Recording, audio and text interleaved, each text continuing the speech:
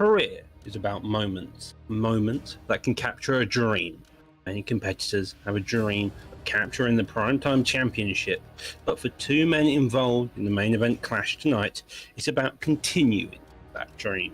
Tonight, as Primetime returns to the modern-day Coliseum, two men of the best kickboxers will do battle for the gold, but only one man will be able to call himself the champion. Entering first, the former champion, Sean Corkery, a competitor who has wrote the wrongs that have haunted him when he has defeated G-Man and found himself back in the title picture. The young Irish star will look to raise the gold for Ireland once again as he lays his hand onto the champion's face here tonight. I respect Smudger, but the championship is coming back with me to be free. And so, in order for Corkery to capture the gold once more, he must defeat one man. Enter the champion, NM Smudger. The dawning of a new empire is here in Primetime, and Smudger is the general of that empire. His articulate nature and ability to move freely within his combinations make him the most fluid fighter in the PlayStation division. His fight IQ is second to none and looks to have a successful title defense as the end of the season draws near. Taking what? From who? The legacy means everything in this business. I want my name spoken as one of the greats. It's my time to cement my legacy, and no one is taking this championship from me. And so, with all that being said, competitors of Primetime, get ready for wild nights of fights from the card that is stacked from top to bottom. It begins right now. Welcome to Primetime. What is going on, you beautiful bunch of savages? It is Primetime 69. I am your host, Cyrus the Looney, and joining me as always for this historic card is going to be the one and only J-Dime TV and Mr. Humbledink. How are you doing, guys? I'm incredible, Cyrus. Thank you for asking. It's Primetime 69, J-Dime. That means we've got another brilliant card in front of us. This is truly stacked from top to bottom throughout tonight, J-Dime, and we're going to be blessed because obviously we've got the UFC afterwards as well. So it leads beautifully into that. What a night of fights we have. Listen to me. I was about to say the card was stacked, but you beat me to it. This is possibly one of the most stacked cards we've ever had. We got Chief Den for the first fight. We got Smudger versus Sean Corkery. It's so many more fights. We got Dino. I don't even know, bro. We got Hoop Dog. I've never even seen him play. So what fights are you looking forward to the most, Humble? You've got the main event of this evening. You've got Smudger versus Sean Corkery. That's going to be absolutely fantastic. Smudger has been doing brilliant lately. He's been dominating his opponents, and it's going to be interesting to see if the B3 camp can kind of come along and nick that belt again. But let's look at some of the other fights on the card. We've got Moolah versus Mace. We've got Caliber versus Leagues. We've got EK Naz versus Kapalot. It's going to be a big featured fight of this evening. We know that he has a lot of followers, Cyrus, and last week was crazy when he came by. Yeah, he had a stand-up performance last time around. Obviously, a lot of his guys came through and showed a lot of support for him. He's got a lot of weight on his, shoulders as a result as you build your brand and continue to, get the support and haters behind you there, J-Dime. That can obviously add a lot of pressure to those performances. But EK Naz, former champion over in the ESFL, I'm sure he's accustomed to that. Looking forward to see what he can do here this evening. But obviously throughout this evening, we've deliberately, kind of formatted these Saturday cards, especially around the championship, to make sure that they're as stacked as possible. It's a little bit bigger than normal. We normally run about 10, 12 fights on these times. We've got 14 fights, and it is going to be non-stop mayhem from the beginning. We're going to get straight into the first one there, Humble. You mentioned it earlier, Chieftain up against Demon. These guys are actually going to be fighting in the welterweight division. They're both fun fighters. They're going to be going with their traditional picks over at Jorge Masvidal and Conor McGregor, as they are, of course, 4-star now in welterweight after the recent updates. Yeah, two great fighters, and you're going to see those guys kind of a lot with the rules that we have. J-Dime will go into that as we're building. So the first guys who are fighting on the prelims tonight get to pick those 4-star characters, and as they move up to the main card, you can pick the 5-star characters. But tonight on the prelims, you got 4 stars. So Conor McGregor and Masvidal are available. Two brilliant strikers in their own right. Yeah, and this is almost like a dream fight. Conor and Jorge, they've been going back and forth for a few years now. And me personally, I want to see that fight, Cyrus. Yes, sir. Well, we're going to get to see it right here, right now. boxing of Jorge Masvidal, right? His durability is what kind of two of his biggest kind of strengths over there, Humble. But of course, from Conor McGregor, the explosiveness that he has, the ability to make reads and just be a little bit more elusive than his opponent, combined with that strength and the speed, makes him an absolute nightmare for anybody on the feet, especially in those early rounds. And I think that these first couple of minutes within this first round are going to be quite telling about how this one's going to play out. Yeah, definitely in the reach and sort of height and the size of Masvidal might be a problem as well. He's not going to be the big guy in there, Conor McGregor, in this one. He's fighting a welterweight who fills out quite nicely. And it's a good start from both guys. Chieftain likes to warm himself into a fight. You can see the jab starting to become a factor. But Demon is going after him. He must know this man. I've seen they played a bit, J Diamond. That might play a factor in this one. Yeah, anytime you have you're familiar with your opponent, it can help. But then again, those are spars. Now you're on a big stage, so it's a little different, Cyrus. Yeah, exactly right, brother. Exactly right. They are kind of jockeying for position. Demon's doing a really good job of holding center of the cage, but Chieftain, being kind of a veteran in his own right, he's utilizing kind of his defense very well, staying out of the complete danger zone and then answering back nicely, Humble. Oh. Yeah, he is. He's doing a good job of staying consistent with his strikes as well. He's really trying to draw certain movements, draw certain things out of Demon. But Demon's got some hellish combinations that Chieftain's not accustomed to yet, and because he's not accustomed to them, he's getting caught on the block. He's getting caught with a few sneaky ones, and it could be affecting him, J-Dime. Yeah, I agree. And Chief Den isn't taking much damage, but he's taking damage to his block. He got to move his head because you don't want to let him block break you, Cyrus. No, exactly right, bro. Exactly right. The power is too much, and obviously, I feel like when you're up against Conor McGregor, if you've got a bit of a stamina advantage, or when you've got that stamina advantage, Humble, you need to start being a little bit of the front runner, because when he's going first, especially when he's equal or greater stamina, I struggle to see anybody kind of outgunning Conor in these spots. Yeah, he's got to keep that sort of stamina, as you said, because throwing 3 or 4 shots, throwing those combinations, one, you become predictable on certain combinations. And let's see that beautiful uppercut drops to the floor. Demon's going to get a chance to finish him right now. It's early in the first year time. Oh my God, that's it, brother. It's over. It ended that fast. My God, that ended in one big sweep, Cyrus. That was crazy. Yeah, I mean, he didn't waste any time. He took his opportunity as soon as it rose. Landed a number of good combinations there, J-Dime. He was going first. He had the advantage, utilized it, and that killer instinct got him the dub. I'm not going to lie to you. As a Conor fan, that made me happy, but I'm hurt for Chief Dan. It was a competitive fight, but I felt like at the end, he was also letting Conor break his block. Then he countered him at the end, and then I thought he was going to survive the ground and pound, but he didn't, Humble. He usually gets a bit tricky as well, Chieftain. He's got a few nice combinations that he likes to kind of set up, but he kept it simple, he kept it basic. But when he got caught, he didn't get a chance to survive. Demon jumped on him and ends up finishing him in the first. Great job from Demon, makes a splash in his first, I believe it's his first fight. I might not be incorrect because he might have fought on Ed, or Doc might know something else about it, but it's a great splash, and he says to us, Cyrus, next, get the next fight on. Let's go. Straight into the next one. Yeah, no, honestly, though, Demon, like you say, stand-up performance, brother, stand-up performance. I don't remember calling one of his fights before, but I know he has competed. I think it was more on the fight night side of things, a couple of on Ed, but he's here now, brother. He's here, and he made a splash, as you mentioned. It sets us up beautifully for the second fight of this evening. A little bit of a change to the graphic. It's going to be Kante up against Amo Gustavo.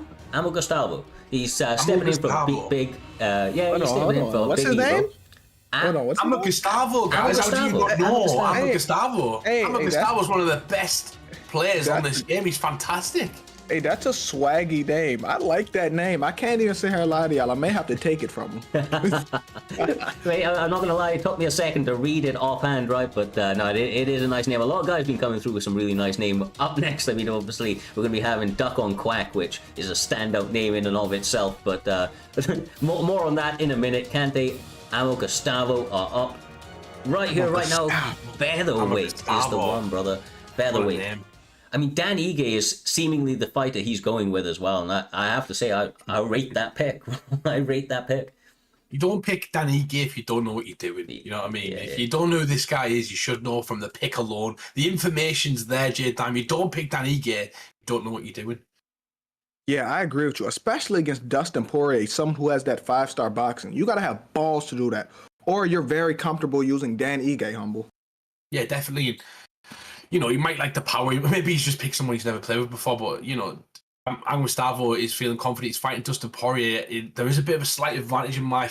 Oh, he's got the win over Kante as well. You know, there's a lot of people backing Kante because they know who he is. They don't know Amma Gustavo, but you can see right there, you know, he's got that win over him. That's important, Cyrus. Yeah, and honestly, that can sometimes be an advantage, right? Coming in, your opponents don't have as much footage on you. Maybe he remembers him from, you know, fighting on ranked or whatever it was, but they're not going to be, at least from the side of Amma Gustavo, there's not going to be a lot of footage for Kante to have a look at and make reads prior to the fight or make a game plan. So everything's going to have to be a little bit reactive here, Jay Diamond. So far, so good. Nice little slip straight early from Dustin Poirier.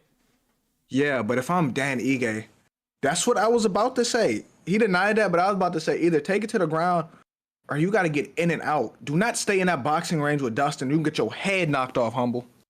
Yeah, I'm watching those big movements that he's doing as well. They're dangerous. You know, if you're making huge movements, Cantini gets caught doing the same thing right there. If you're making big movements like that, that's when you're going to be incredibly vulnerable. So you've got to be careful of that. Yeah, there's little bits that Ige's doing as well, though. The lead upper into the body straight, little combinations like that. Some of the Nice. throwbacks to UFC 3 sort of days with the mix-ups to the body. He's doing a really good job at the moment. Kante seems to be trying to stay composed, but he gets clipped there, J-Dime, from a beautiful shot. The combinations from Amma Gustavo are Oh my gosh. picture perfect right now.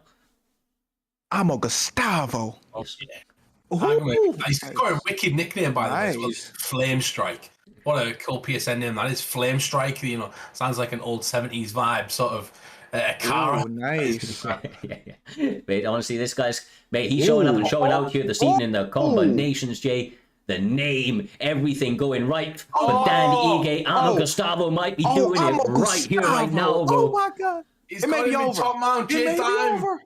It may. Amma Gustavo. Amma Gustavo. Amma win. Gustavo. He gets the win. If you didn't know his name, you know it now. Amma Gustavo is here in prime time. Bro. I love that name.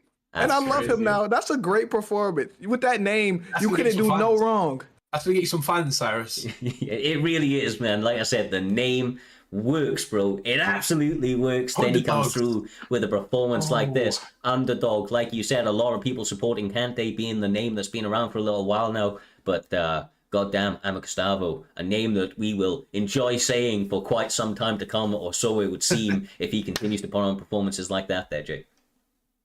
Yeah. So listen to me. Amma Gustavo put on a brilliant performance because I was worried about the boxing, about Dustin Poirier, but he did what he had to do and he put Dustin out. That was very impressive, guys. And he says next again, Cyrus. It's going fast tonight. Amma Gustavo makes a splash. Two newbies in Demon and Amma Gustavo, two underdogs that have taken it. Pick your bets wisely, guys, because I can see a lot of people who are doing the bets at the moment, the predictions that you can do with your channel points. A lot of them went in the way of the two losers at the moment. You need to pick your bet wisely, Cyrus, but that leads us on nicely to the next fight. It very, very much does, my man. It is going to be the one and only NM Chris up against one of the newcomers to Primetime MMA who's made a bit of a splash. Already, man, coming out with some really standout performances. It is going to be a duck on Quack. This man, I believe we called his fight last week together there, man. He came out, he looked very, very good. I know he's been putting in some work in the lab in between. Saw him speaking inside of Primetime MMA about it, but when he gets it done very, very flashy there, humble. And the similar thing can be said about Chris, and I think that's represented in the picks that they've gone for here this evening. Anthony Pettis up against Conor McGregor. Yeah, definitely. I think a bit of a sleeper fight on this card as well. But if you're looking at both of these guys, J-Dime, they're both very well-rounded. They've both got a great skill set, and they've both got the exact same record. So it's a very balanced matchup, and you can see them wanting to kind of slug it out, and they're going to go with two strikers essentially as well. Yeah, it looks like it's going to be Conor McGregor versus Anthony Pettis. And if you were Conor McGregor, how do you fight Anthony Pettis, Cyrus? How do you find Anthony Pettis? I mean, you utilize it. Your boxing, I would imagine, my man, you pressure forward, make him feel uncomfortable, take away some of those flashy kicks, or at least that would be my game plan. But these guys are a lot better than BJ. Yeah, definitely. Yeah. You are right, Cyrus, and that as well. And the biggest question I always find with this sort of matchup, Jay Dime, is how each fighter approaches closing the distance. That's the most important, because Anthony Pettis likes to set up his hands with his kicks, and his kicks with his hands. Sorry, his hands with his kicks with his hands. Whereas Conor McGregor, he really fundamentally goes in with the boxing to try and close that distance. Oh, nice. Yeah, and yeah, also, guys, when you fight Anthony Pettis, sometimes like fighting a Wonder Boy, when he's fighting on the back foot with the kick, sometimes it's hard to cut the cage off, Humble. They're very, very similar fighters, and it was when they actually fought as well. But I'm liking he's backing up at the moment. A duck on Quack he's going towards the lead leg though, and that's a problem because that opens up the lead hook. So he's got to be careful of that, because McGregor is pressing him back right now, not giving him a space to breathe. Cyrus. Yeah, really, he's not, man. NM Chris means business here this evening. Duck on Quack needs to be elusive, man. Needs to utilize some of those side steps, continue to work the body as he's been attempting to. But little bits like that, J Dime, can be a little bit worrying up against the Conor McGregor. He has that one hit quitter sort of power, and you double up on the body when you kind of shouldn't, and he may turn your lights out. Oh, nice. Yeah, this is a good fight, but I feel like Conor's rushing Anthony Pettis a little bit. But he's getting hit at the same time, but he's rushing him a little bit, Humble. Oh, and he puts him nice down. work, and you're completely right. He was rushing him a little bit, and nice work from a Duck on Quack to realise that he could throw two uppercuts down the middle of the pipe right there, catching his opponent coming in, as J Dime did allude to, Cyrus. Yeah, definitely. This is really heating up. The combinations are really starting to fly. You can see the pull counters seem to be getting, better and better reads each and every time out here, Jay. I feel like for the next 2 minutes, this pace is only going to continue to heat up as they try to work each other. Yeah, but the problem is, the way this pace is going is going to benefit Anthony Pettis because he's going to keep hitting him to the body, and he's already put him down. He has that stamina advantage already, Humble.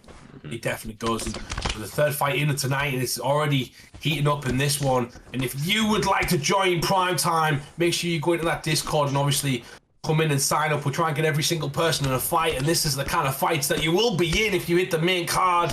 What a fight it is so far, Cyrus. It's been an absolute banger, but as you both alluded to, there's been a lot going on in this fight.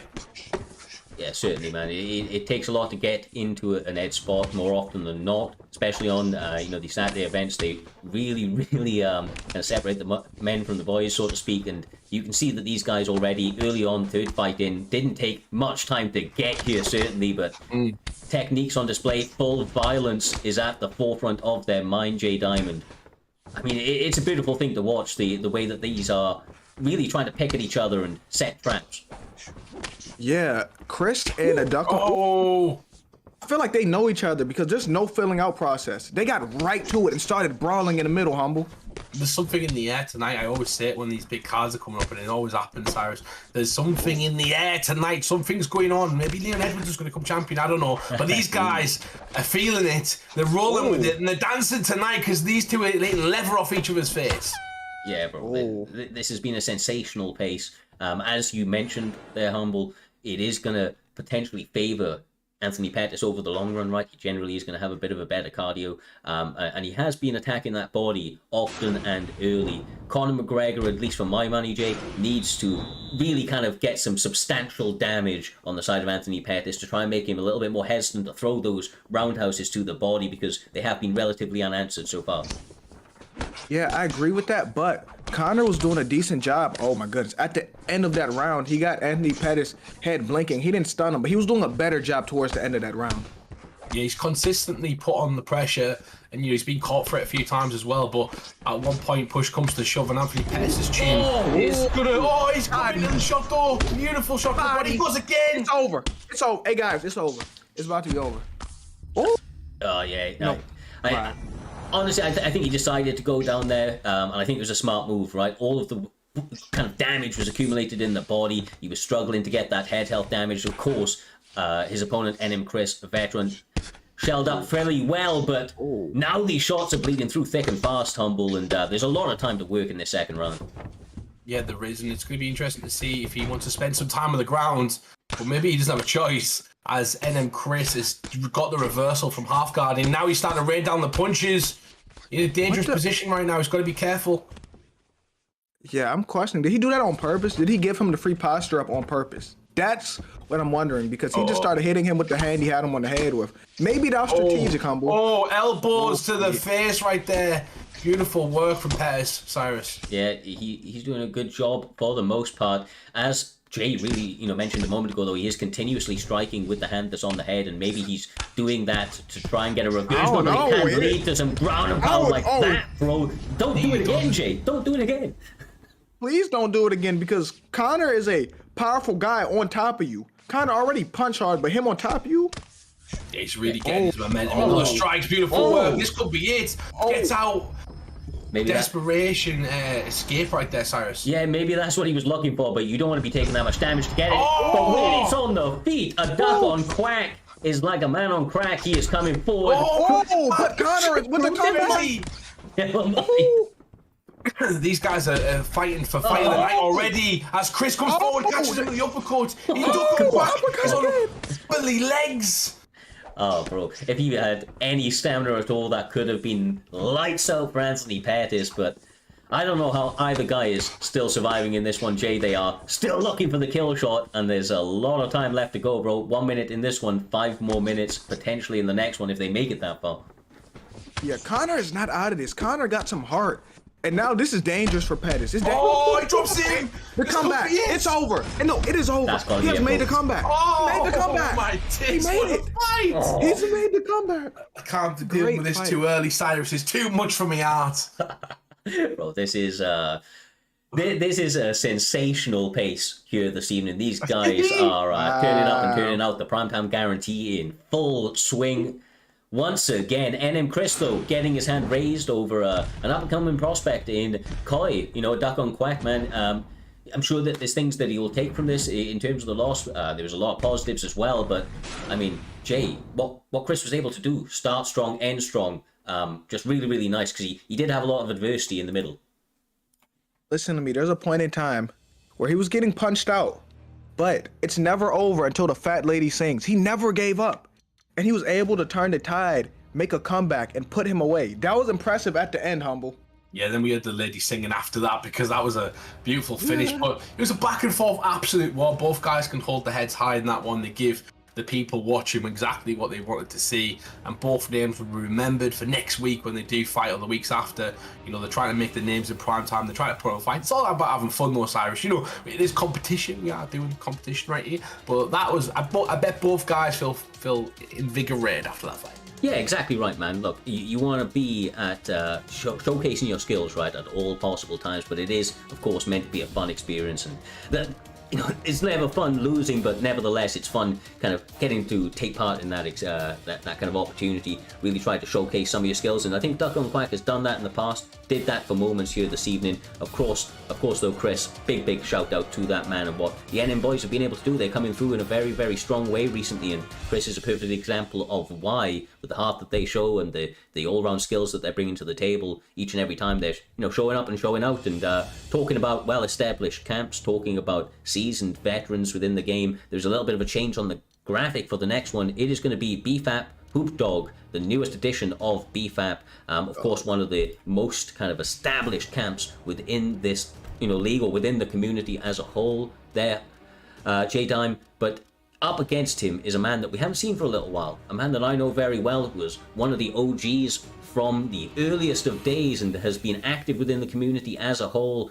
Content creator himself in LW Mist, also known as Great Mist. This man stepping in on short notice, trying to take the opportunity, and it's a big one, man, against a tough new, kind of new rising prospect within the promotion.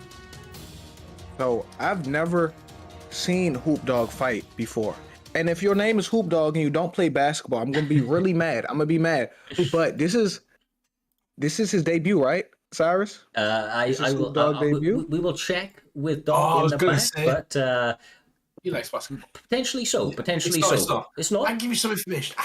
Okay. Don't you guys worry. Oh no, you guys worry. I got it, bro. You do it though. I see it now, though. You do.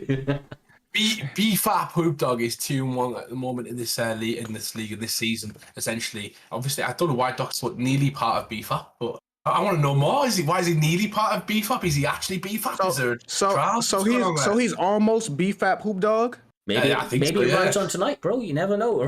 He's got a. You mentioned about the basketball reference, Jay Diamond. You know, Sean O'Malley's been known to do some of those basketball references himself. You know, he did the hoop when he got that celebration. He's picked Sean O'Malley tonight, so it'll be interesting to see if he likes to move a bit, and, you know, likes to use the character. I can certainly see him kind of feeling that. But he is fighting Mist, and Mist is 3-1 at the moment in this season, Cyrus, and that's a great record too. Positive guys going against each other so early on the fights tonight, and two fantastic up-and-coming fighters to showcase as well in Song Yudong versus Sean O'Malley. Yeah, I mean, obviously in this fight, as I mentioned to you, right, Hoop Dog, I know he's affiliated, or if not in the BFAP camp, which they're telling me he's BFAP. He is he's BFAP, baby. I thought he was. He was on the graphics, so I was going with it. But I mean, that's going to at least stand out to me that he is going to be an experienced player. He's going to be challenged in every way in this octagon, or you know, experienced in every angle. But for me, one of the biggest things in this fight is the type of madness that Great Mist brings. People forget that he is an absolute master of chaos. He brings the kind of Eddie Alvarez brawl-like kind of war to the occasion there, Humble, and that's actually his favorite fighter, and it perfectly encapsulates the way that he's going to fight, and I think it matches up well against O'Malley. Ooh. Yeah, you've got to get in the pocket. We keep talking about like the distance and range and the main weapons of kind of closing those distances. Sean O'Malley has a lot of kicks and a lot of good straight attacks. People like Holloway and stuff, it's really difficult to get inside, but nice work from Song Yudong. You've got to use your feet, Jay Dan. You've got to get your feet there first before you throw the punches. Yeah, you're right. You said it best. But you know what Hoop Dog got going for him in this match? Nice. He got going for him that we've never seen him fight, so there's an element of surprise. You can't do your homework for this, Humble. I think he's fought before, but nice work. Now, I can tell you right now that if Great Mist has got you hurt, if he's got you rocked first, then he is going to absolutely push the pace right here. He does not let his opponents off lightly, and honestly, man, like before B3 came through and with their kind of style, he was the guy in the community that was coming with this sort of style, and it often pans out there, Humble. He's constantly throwing. His foot is on the gas, like you said. He seems to be getting faster. He has picked up on the fast lane, Jay Diamond. He's trying to take Hoop Dog out of there. And he's doing a great job at the moment. Needs to be careful of that, though. Yeah. Oh, yeah. And Hoop, even though Hoop has been stunned, he has to keep his composure, and he'll have some success, Humble. Yeah, definitely. And that's the thing. Sean O'Malley does really well, but I do believe Mist is just going balls to the wall, Cyrus. If I'm Sean O'Malley, I'm starting to hit the body right now, but those uppercuts are a problem because he's sneaking them in really well. Yeah, I mean, if you check his videos on TikTok or YouTube, he's done many of our videos on animations on when you can know your opponent's blocks are about to drop and the like, when you can get the proper bleed-throughs, and he is a master of this, man. He really does. When he's got them in this position, just make it smothering on the feet, Jay Diamond. There's no rest. Yeah, there is none. Like, Sean has to constantly keep replying because Mist won't take his foot off that gas pedal, Humble. Yeah, I think he's got to focus on the simple things, the jab. He's got to give Great Mist a problem to come in, and at the moment, Great Mist has got no problem. He's throwing hooks at will. Nothing's meeting him consistently. He's starting to throw those jabs out now. Just got to be careful of the slip, Cyrus, but, you know, he's got to set these up, essentially. He's got to give him some attack. Yeah, definitely, man, definitely. And there's a couple of things that have happened, over the last 45 seconds or so. Like, Hoop Dog's right leg is absolutely obliterated at this stage, and that's why he switched stance. But as you can see, Song Yudong, Great Mist, not wasting any time at all, J-Dime, instantly attacking that left leg, trying to get that left leg compromised as well. And that's going to have impacts on Sean's ability to land powerful shots, especially since he's not going to be able to throw any leg kicks of his own with that right leg, due to fear of it being checked. Yeah. So then, Sean also, his movement may slow down because his legs are, if you hurt both them legs, he may start moving in slow motion. And the problem is, too, Song Yudong's controlling this fight. He's fighting this at his pace right now, Humble. Oh my God. He checked that as well, and he checked it and still got rocked. The damage came up top, and of course O'Malley's doing better stamina-wise. Just to throw it back to you really briefly, Jake, 'cause I know that you love the stamina, but it doesn't matter if you've got stamina if you haven't got any head health, right? It doesn't matter. I'm going to be real. This is a 3-round fight. This is not a 5-round fight. So his stamina not at the point where it's going to make a difference. And Sean O'Malley's legs they're crushed right now, Humble. Yeah, they are crushed. And you can tell you, it's almost like he's fighting Marlon Vieira all over again. But Hoop Dog's still in the fight. He's still there. He's still his head's blinking, and You can see Mist is pouring it on him. He's got to be careful, Hoop Dog. He's got to just keep his wits about him, try and get back to the feet, and hopefully find an opportunity. But it looks like Great Mist is closing the door and trying to end this chapter, Cyrus. Yeah, he will do absolutely everything that he needs to in order to land damage on his opponents. He's a damage guy, man, but he ain't going to sub you for the most part. He will take the opportunity to posture up and rain down punishment from above. That's what he continues to do right here, and that is it. It's over. It's over. Did he owe him some money, Gaetan? Oh, what'd you just say? What did you say? Did I lose money? Nah, I said, did he owe him some money? Oh no, he beat him like he stole his bike. He beat him like he owed him lunch money. But all jokes aside though, Hoop Dog, he got to regroup from this, go back to the lab, see what he did wrong, and he'll be back. He'll be back. I guarantee it. He'll be back. He'll be better next time. We've seen better from him. He's been a fantastic competitor before, and I think he'll come back stronger as well. I do believe it was a short notice fight. Am I correct? Yeah, great miss. Stepped up on short notice, and honestly, I'll be honest with you, right? It may have been a different stylistic matchup. I'm not as familiar with the original opponent that was scheduled in RXT Ramsey, but great miss just to kind of talk on that. I know that Hoop Dog, props to him taking that fight on short notice. Wouldn't expect anything less from the BFAT boys. Absolute killers through and through. Will take any fight, anytime, anybody. But all props where props are due, man. Great miss, 3-1, takes this fight on short notice, and comes through and does his thing in the Great Mist kind of fashion. Humble, he just came through, walked forward, like I said, brought that Eddie Alvarez sort of style and tried to make it a dogfight, and his opponent just wasn't able to find the answer for that. Yeah, he has a really good rhythm. He does Mist, and the way he kind of fights and the way he kind of does stuff, you have to kind of fought him and train against him I can already tell, because the way he fights, he fights in a certain manner where you do one thing, he goes to something else, you do something else, he goes to another thing. You have to really impose your will on him, otherwise he's gonna, once he gets started, it's impossible virtually to stop him, J-Dime. Yeah, he has one of them styles where, certain people, you gotta play them a few times just to get it. Yeah. Like, you may lose a few just to learn their style, but like, if you never played against him, I can tell your life's gonna be hell, Humble. Yeah, 100%, and that's going to lead us on lovely into our next fight of this evening, and we're moving on quite quickly, Cyrus. But like you said, we have 14 fights. It's unusual for us, but we're flying through them nicely, and it looks like we're going to have Ballon versus Tenshu or Techno, is that right? Am I right?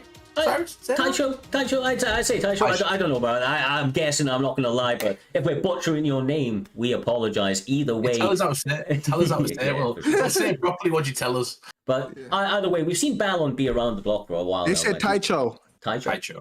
There you go. It makes sense. It makes sense. So you tell us, we won't budget again. I apologise. But anyway, Taicho is 1-0, looking to make a name for himself. Currently doing well in prime time. He's fighting Ballon, who's been in and out of the top 15. There's a Grand Prix coming up, Cyrus, that we keep talking about. We are near the end of the season, and people are starting to push for that. And he's going to try and make his name for himself, Ballon, and push himself into that top 15 to try and get a place in the Grand Prix.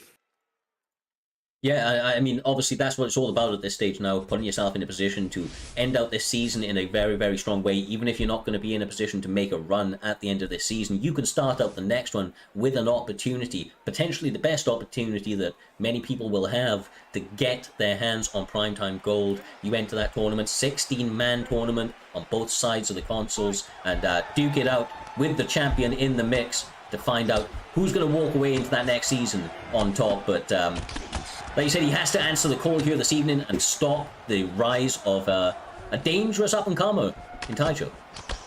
Taicho right now pushing forward, doing a good job with them sort of combinations. The hook to start with goes to the teeth to the body, pushes Masvidal right back across the octagon. Masvidal fires back. But just getting the feeling out process out of the way, J-Dime, as we start this fight.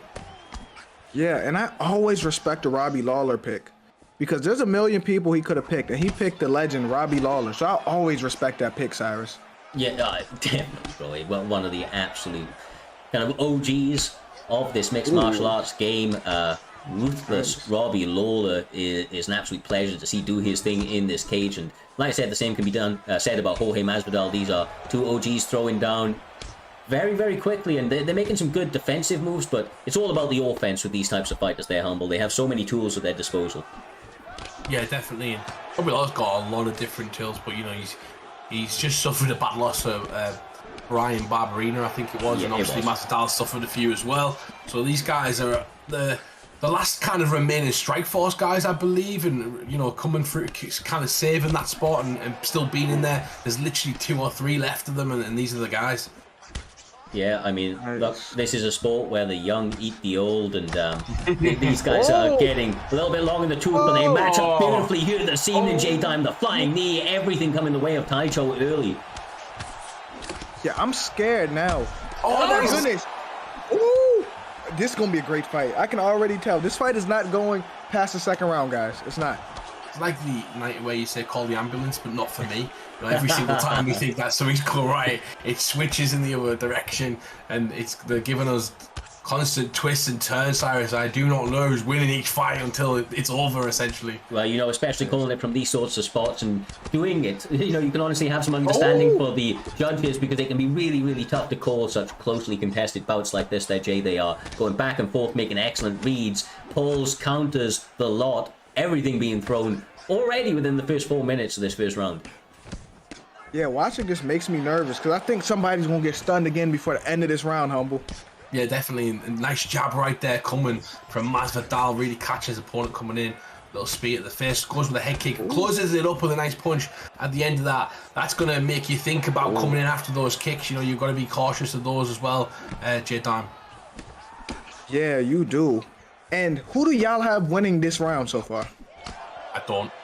Yeah, it's a tough one, man. Like I was saying earlier, this is kind of gives you a new appreciation for why it's hard to be a judge. But if I had to say it, I would probably lean towards Taicho J, just because I think he came on a little bit in the second half of the round, and that always sticks a little bit more out in the mind. But what about yourself, brother? I think it's a tough one, right? It was very close. When I said that, I was hoping for someone to press pause and actually show us the stats, so I kind of get an inside scoop on what's happening. Okay. Listen. Taicho, just about edging it. I mean, you can't, not on 2 strikes. You don't know what type of strikes. Yeah, it's like, that's a, they're significant, one, Humble. They're significant. Yeah. I'm joking. Yeah. if I'm going back to the corner, I'm telling my fighter I've lost that fight if they deal with it well. That you lost that round. Sorry, you've got to win the next 2 essentially, because you don't know who's won this. Yeah, exactly right. And even though you may be slightly ahead in terms of some of the, statistics, that may just not be the way the judges, kind of see it. So there were some massive flurries from Ballon. When this man connects, he often has that killer instinct and looks to turn the lights out. And as you can see, he's still very composed, Jay. He seems to be rising to the occasion here up against a very, very tough undefeated prospect in Taicho. Oh, nice. Well, that's interesting. Actually, I didn't expect that, but that's actually good, because he wasn't going to expect it. I didn't know he was going to shoot for a takedown, and now he can get some top control, do some damage, either finish him or just win this round, Humble. Yeah, 100%, and it's good to switch it up. If the round's close and you want to kind of make a statement on part of that round, take him down, controls most of it, get some damage off as he is right now. Also, test his ground game. Test what he's bad and good at, and see if you can pick up on something and capitalize on it, Cyrus. Yeah, exactly right. And this is mixed martial arts. Test your opponent absolutely everywhere, and he's obviously having a lot of success on the feet, but it was relatively even. So taking it down here, trying to find those holes in your opponent's game, and I do think that he was pretty, confident down there until the nice get up by Ballon, and you can tell that this is where he wants to be, Jay. He wants to be on the feet. He wants to continue to work the striking, because he probably even takes a little bit of confidence out of the fact his opponent wanted to take him down moments ago. Yeah, sometimes if someone try to take you down and y'all are having a striking match, you think, oh yeah, I got him. Because now he got to shoot for the legs. That's not a wrestler, Humble. Yeah, it's not at all. And I was going to say as well, balanced strike is really impressing me. Oh, he drops it to the floor. It may be over. It is. Bro, it's over. Oh, he's out. Before he gives up. What was the animation? What do you see the animation of forehead? Yeah, that was disrespectful. He's like, I'm knocked out, but I'm not. That was disrespectful. That was a disrespectful animation they gave him, man. Why they do Robbie like that? Ah, man. Ruthless, man. I swear there's 2. And the extra one, bang. Unnecessary, Look, bro. He's out. He's out. He's out. He's already out. Where's the red? Look, he's like, look, my hands are done. Are you ready? Look, here we go. Oh, it's over. No, it's not. No, Jorge said, I'm just making sure. I'm just making sure. Bro, the ref casually walking in. He didn't even move. He watched the Askren fight. He watched the Ben Askren fight when he pretended he was out and he wasn't. Made him punish for it. But another finish, another crazy fight that we've seen already in Primetime. We're flying through this card at the moment. These prelims are stacked. And great job. I was going to say it as well, Jadime, he was so patient. He barely moved his head off the centre line. He kept his block up high. He was making reads on his opponent. He concentrated. His offense was his defense, essentially. That's why he was so good in that fight. Yeah, and that was such a close fight, too. We just seen Robbie Lawler on top of him not so long ago. Next you know, when they back on the feet, he knocks his lights out. And then the ref didn't stop it. He was just still punching him. Yeah, it's bro, beautiful, right? Beautiful destruction at its absolute finest. And talking about two guys that bring it to the cage each and every time out here, Humble, it is going to be WST Diaz, a man that's been active in the chat the entire night. Looking forward to making his kind of debut on the Ed portion of the cards, I believe, or at least on the Saturday version of it. But he's taken up against Dino Gamer. We know a lot about this guy, TT. Obviously, as the camp, a game opponent that makes it very difficult for all of his opponents there. Yeah, it does, and he's an experienced player in Xbox. He's looking to make his move on the PlayStation side, and he got a crucifix finish in his last fight as well. But they both want to know, these guys. They're both kind of on a bit of a win streak. I know it's only 1-0, but they're well known within the community as well. And there's a lot of people in the chat as well saying that Diaz should be higher in this card. Oh, I've just noticed the ping.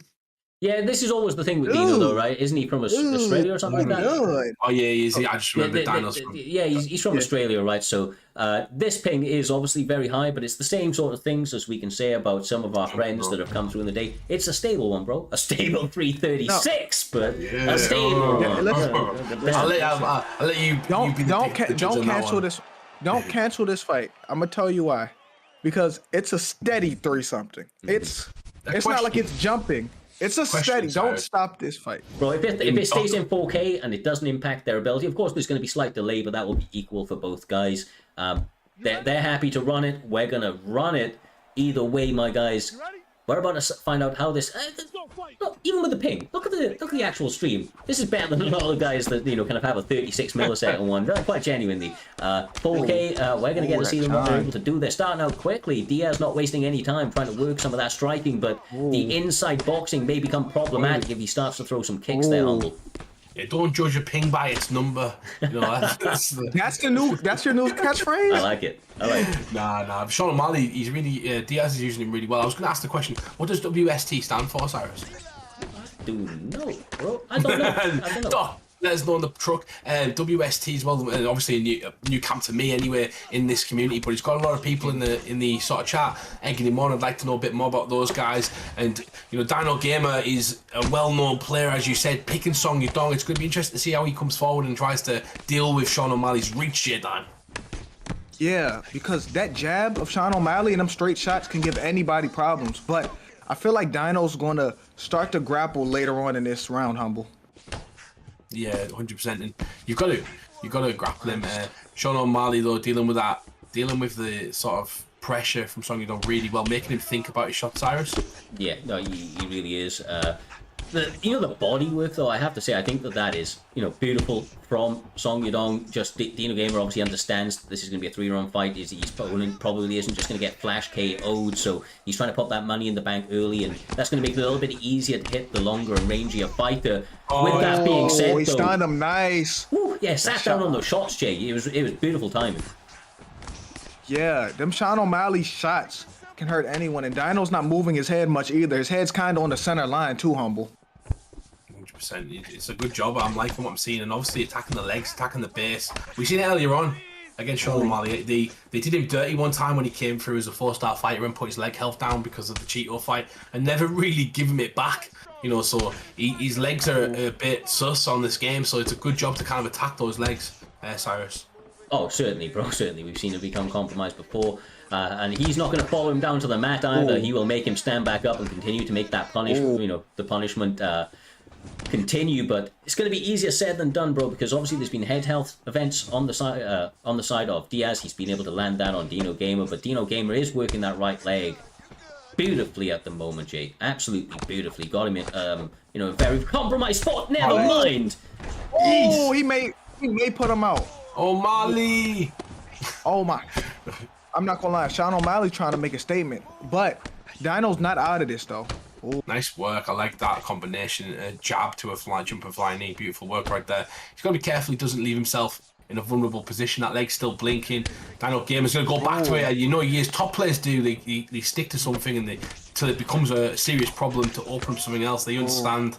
They might have to take a few shots, Cyrus. Yeah, exactly right, man. Exactly right. And I have to say, coming into this round, as you can see by the statistic, Diaz coming out with a absolutely emphatic performance to start out this card. The momentum quite clearly on his side. He was in the chat a little bit earlier on saying that he deserves to be on this main card and he expects to be there going forward with performances like this. If he's able to capitalize on this, kind of success he's had early, Jay, he could be a bit of a prospect in the Rising.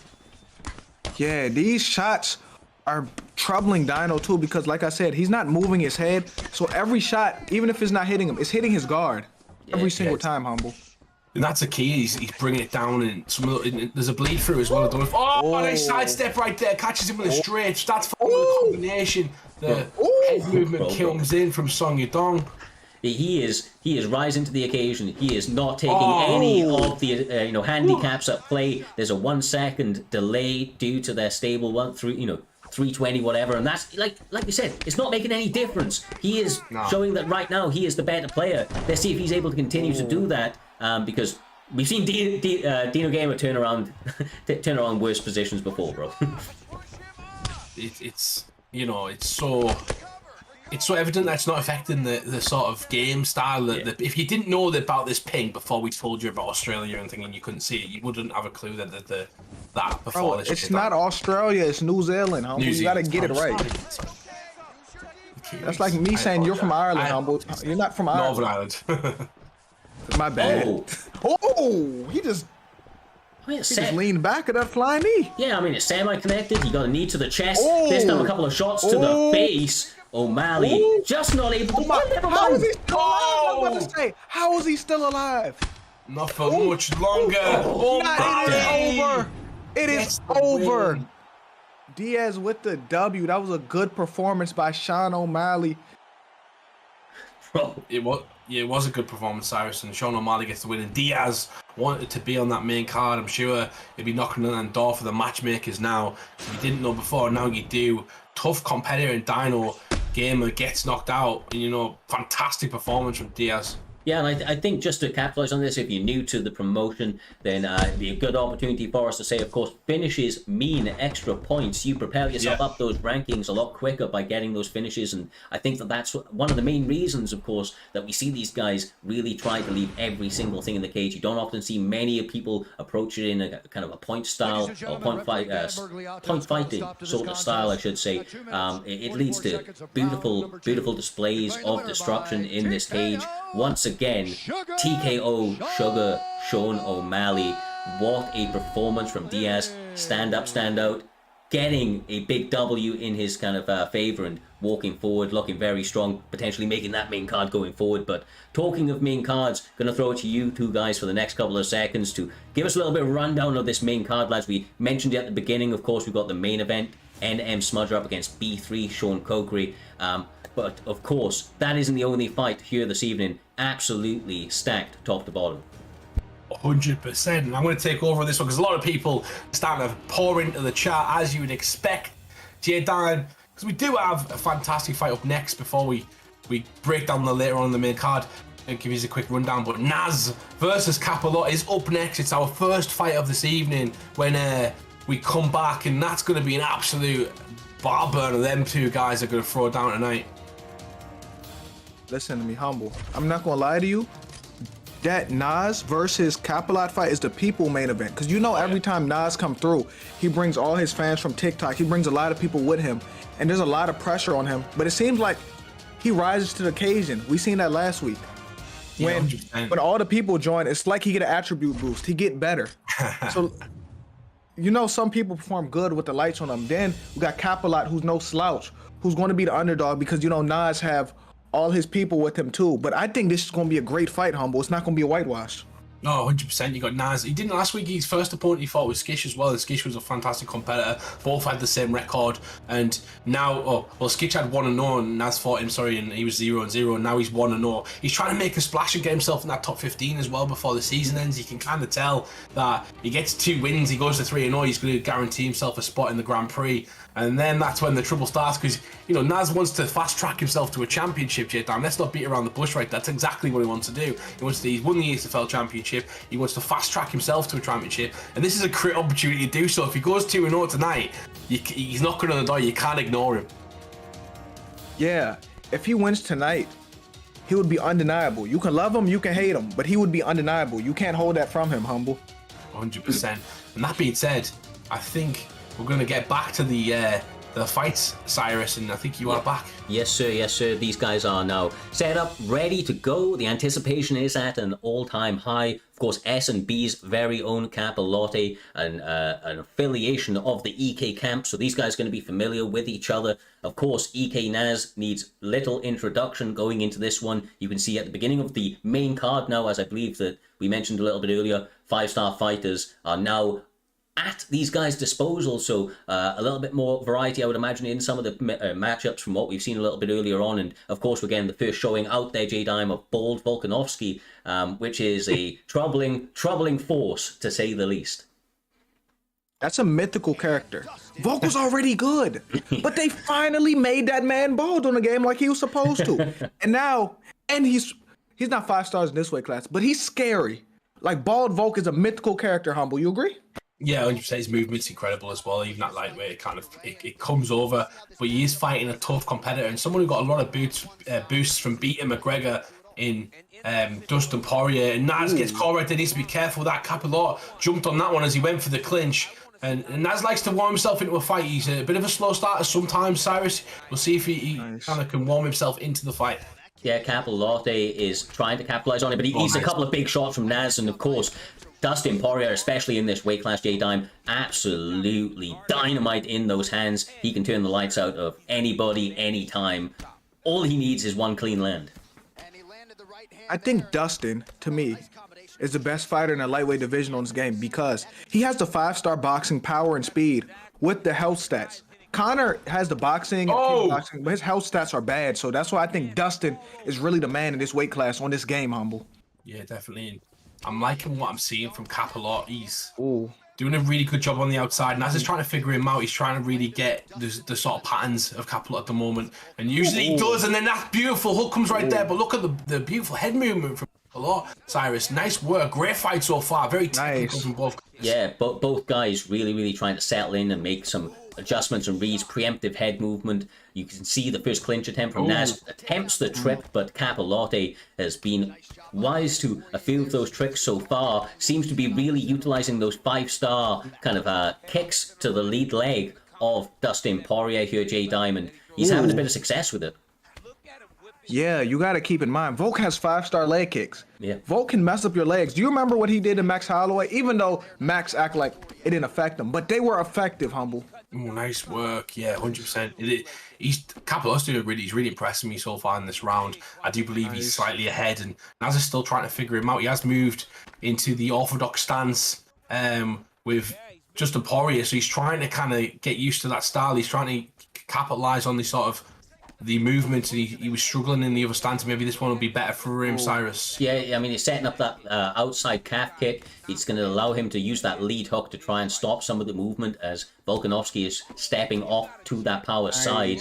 But these guys very much tit for tat at the moment, and honestly, one of the biggest things for me is Capalotti's leg kicks. I keep getting drawn to them, Jay. It's setting up his hands so nicely. Yeah. He's having success, and this is a really interesting round. I wonder what adjustments they're going to make going into the second round, Humble. That's a nice combination from Naz. You've got to be careful that you can't sleep on him. You've got to remember his credentials. You've got to remember that sometimes he takes certain areas off. He's trying to get reads. And Apollo for me has done really well in this round so far, especially with the damage to the leg health. And those in-pocket combinations have been fantastic, Cyrus. He's had 3 or 4 of them, and Naz has had 1 or 2 as well. But Apollo for me, ending that round, starting the round really well and ending the round quite even as they go into That's that. close. Look at that. Look at that. That's a close crazy. round. I would Ways slightly of it. give it to Nas, but it could go to Capelot too. It's a 3-strike difference between them. That's how close that round was. Yeah, you can't judge that round, Cyrus. You gotta think you lost it either way, right? Yeah, you've got to basically completely forget about it. Short sort of memory going into this one, and you now have 2 rounds to really, really separate yourself from your opponent and potentially just try and take the judges out of it, because obviously you don't want to go to the judges, but that's easier said than done, especially when you've got such a game opponent across from you, and that can be said for both competitors here. They have tools at every single part of this, every single where this fight could go there, Jay. Yeah, but this second round I expected to pick up because the first round was a fill-out process. Now we're going to see who's really going to take over, who really wants this, Humble. Yeah, 100%. This is a tough fight. You can tell Naz is trying his best to warm himself back into the fight. And great work from Capelot to control that distance. Again, his movement is fantastic. Nice work from Naslo. Chin to the head, chin to the dome, Cyrus. Yeah, I mean, he got a little bit unorthodox out there, didn't set that one up, just kind of threw it out there, and it landed flushly. A couple of combinations on the inside as well, but Capellotti inside and outside with the leg kicks. They set up the 3-punch combinations, but he keeps leaning into the shots, Jay, and that's danger zone for him. Yeah, that's a read that Nas made. Every time he leans his head that way, he throws that hook. Volk got to stop doing that, even though Volk's having success, Humble. Yeah, he has, but I'm liking the work Capelot's doing on the outside. He's catching Naz coming in a lot. He's really making him think. The guard is high, though, for Naz. He's doing a good job with his defense, even if he's getting caught. He's not getting caught consistently with 2 or 3 shots. He's kind of blocking 1 or 2 of them, Cyrus. Yeah, and if I'm Naz, I'm taking a lot of confidence in the fact that I'm the guy that's taking the kind of generalmanship of the cage. That's not the word, but you know what I mean. Because he is the one in the center. He is pressing behind that black line, and he is now the one landing the lion's share of that damage there, Jay. Yeah, and Volk left leg is messed up now. Like sometimes you need that one stun, leg health event, body event, something just so you can get that extra in so you can take over the fight, Humble. It's nice work. It's not much happened in the rounds apart from some back and forth here and there. A lot of good work from both guys, but then that leg check, it's a health event, so it's going to swing it in Naz's favor in them close rounds. But you need to be careful to not get caught, because I've seen a few shots come from Capelot when he's landed in that pocket that could rock you essentially, Cyrus, and swing the momentum of a fight where you might be winning. Yeah, you definitely, you've seen the flurries from him. I mean, that left leg, I believe, of Volkanovski is mincemeat, but the right leg of Naz not looking fantastic either. But now Capellotti gets the lovely little slam takedown and finds himself in a nice dominant position with about 50 seconds left on the clock, Jay. But I'm going to tell you the problem. If you notice, Volk's other leg is messed up too. Both legs are really low right now, Humble. Nice. He's doing a good job of doing that. Nice work right there. Didn't kind of engage too much on the ground. Good teep to the body. I'm wondering what's going through Naz's head at the moment, because it seems setting stuff up and he's getting caught quite a bit from Capelot, but he's had some health events as well. I really don't know who's winning this fight at the moment, Cyrus. I'm leaning Naz right now in terms of the damage that's been landed, but with that being said, the recovery of Volkanovski is absolutely something else in between these rounds. That second round definitely going the way of Naz, but could be 2-0, could be 1-1, we don't know. That first round is a bit of a pick'em. I think it all comes down to this third round, and just to throw it back to you, Humble, we've spoken about it ad nauseum at this point. This third round, often the most important one, due to, just the way that the judges kind of score the fight as a whole in this game. Oh, never mind! Wipe off everything you've seen so far. As comes out like a man possessed and tries to take Capelot out of there. He knows something that we know, Jay Diamond. He's got the early rock in this one, and this could decide the fight. I'm not gonna lie to you. I think Nas is up in this fight now because the second round is his. Now, all he gotta do is keep picking Volk apart. Volk leg is minced meat, but it's not over yet though. Timing on that. Yeah, veteran savvy right now. I mean, he is in a tough fought fight. He come into this third round, got himself ahead there, Humble, gets the beautifully timed hip toss, and even if nothing else, it means that his opponent now has another thing to consider and be a little bit concerned about. Yeah, I've been so impressed with Capelot as well. It just seems like Naz's fight IQ and ringmanship is kind of keeping him ahead in this fight. His stamina's still high. He's done the major rocks have come from him. Even though he's been getting caught quite a lot, he's been using his outside sort of shots really, really well and capitalize on Volkanovski coming in. Beautiful, steps out, goes and you see the leg kick on the inside as well. Honestly, I feel like Capellotti is getting a little frustrated right now. Some good teeps down the center, but these aren't his normal kind of sequence of shots there, Jay. He is kind of throwing a little bit out of combination, if you will, you know, kind of things that you don't often see him do, those weird two pieces. I'm going to tell you the problem is he knows he got to make something happen because realistically, he's down and he may be out, bro. He's down and out. Oh my god. Volk is a beast, is tough bro. as nails. Yeah. Volk is tough as nails. Hard to get this man out of the cage for sure, but Naz going back to the well, attacking that lead leg, making his opponent try to think about dropping his block just to set up those shots up top. But of course, he lands the lead upper, then the inside kick. He's about to put this away. He's not about to leave this to the judges. He's about to put this away, guys. Naz has got him hurt. He's got him in the position to knee his head in. And Naz is looking to kill Kapolov. Goes with a leg kick. Goes back to the leg, drops his opponent, and he's starting to take over this round, J-Dime. I'm not going to lie. At this point, Volk needs a gun. His leg is done. His head is done. I think if he had more leg power, that may have hurt. But he is done right now. Both legs. I mean, he ain't going to be walking for some time after this one. Get the wheelchair on standby. Leg is done, son. Yeah, I mean, both legs are done, man. They're mincemeat right now. Naz is putting on a statement right now to the division. He wants to get in that Grand Prix. He wants a big fight next week.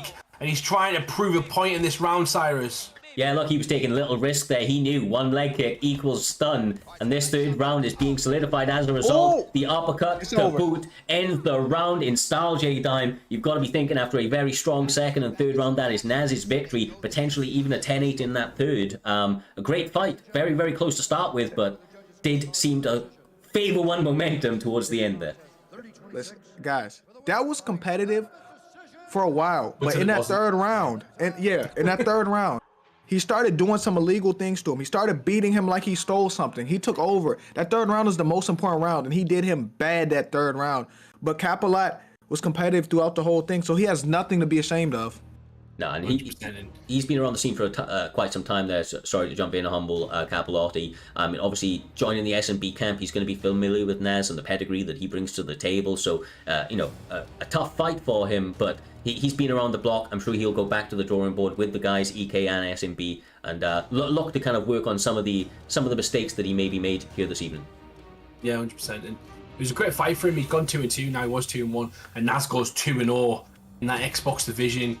Sure, he'll be competing next week, and that could potentially get him in the top 15 for a place in that Grand Prix, J-Dime.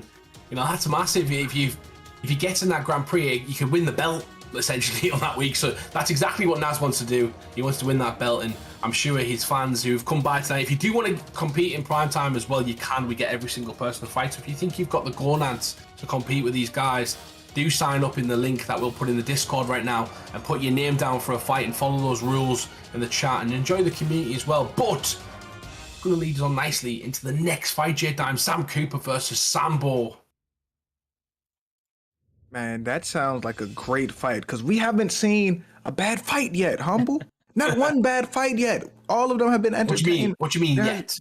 What do you mean yet? There's going to be no bad fights. My bad. I didn't mean to say yet. We haven't seen any bad fights. That's all I'm saying. Look, when we give the primetime guarantee, I think this guy has his mic on, so we're going to move that up for a second, right, just in case he says something during the fight. But no, quite genuinely, when it comes to primetime as a whole, man, we give a guarantee on these fights there, Humble Jay. Each and every time, it's going to be action one way or another. There will be drama, there will be highs, there will be lows on both sides of the table. And ultimately, it is all about getting their name known, making sure that people are able to, see and allow them to showcase those skills for everybody here at home. 100%.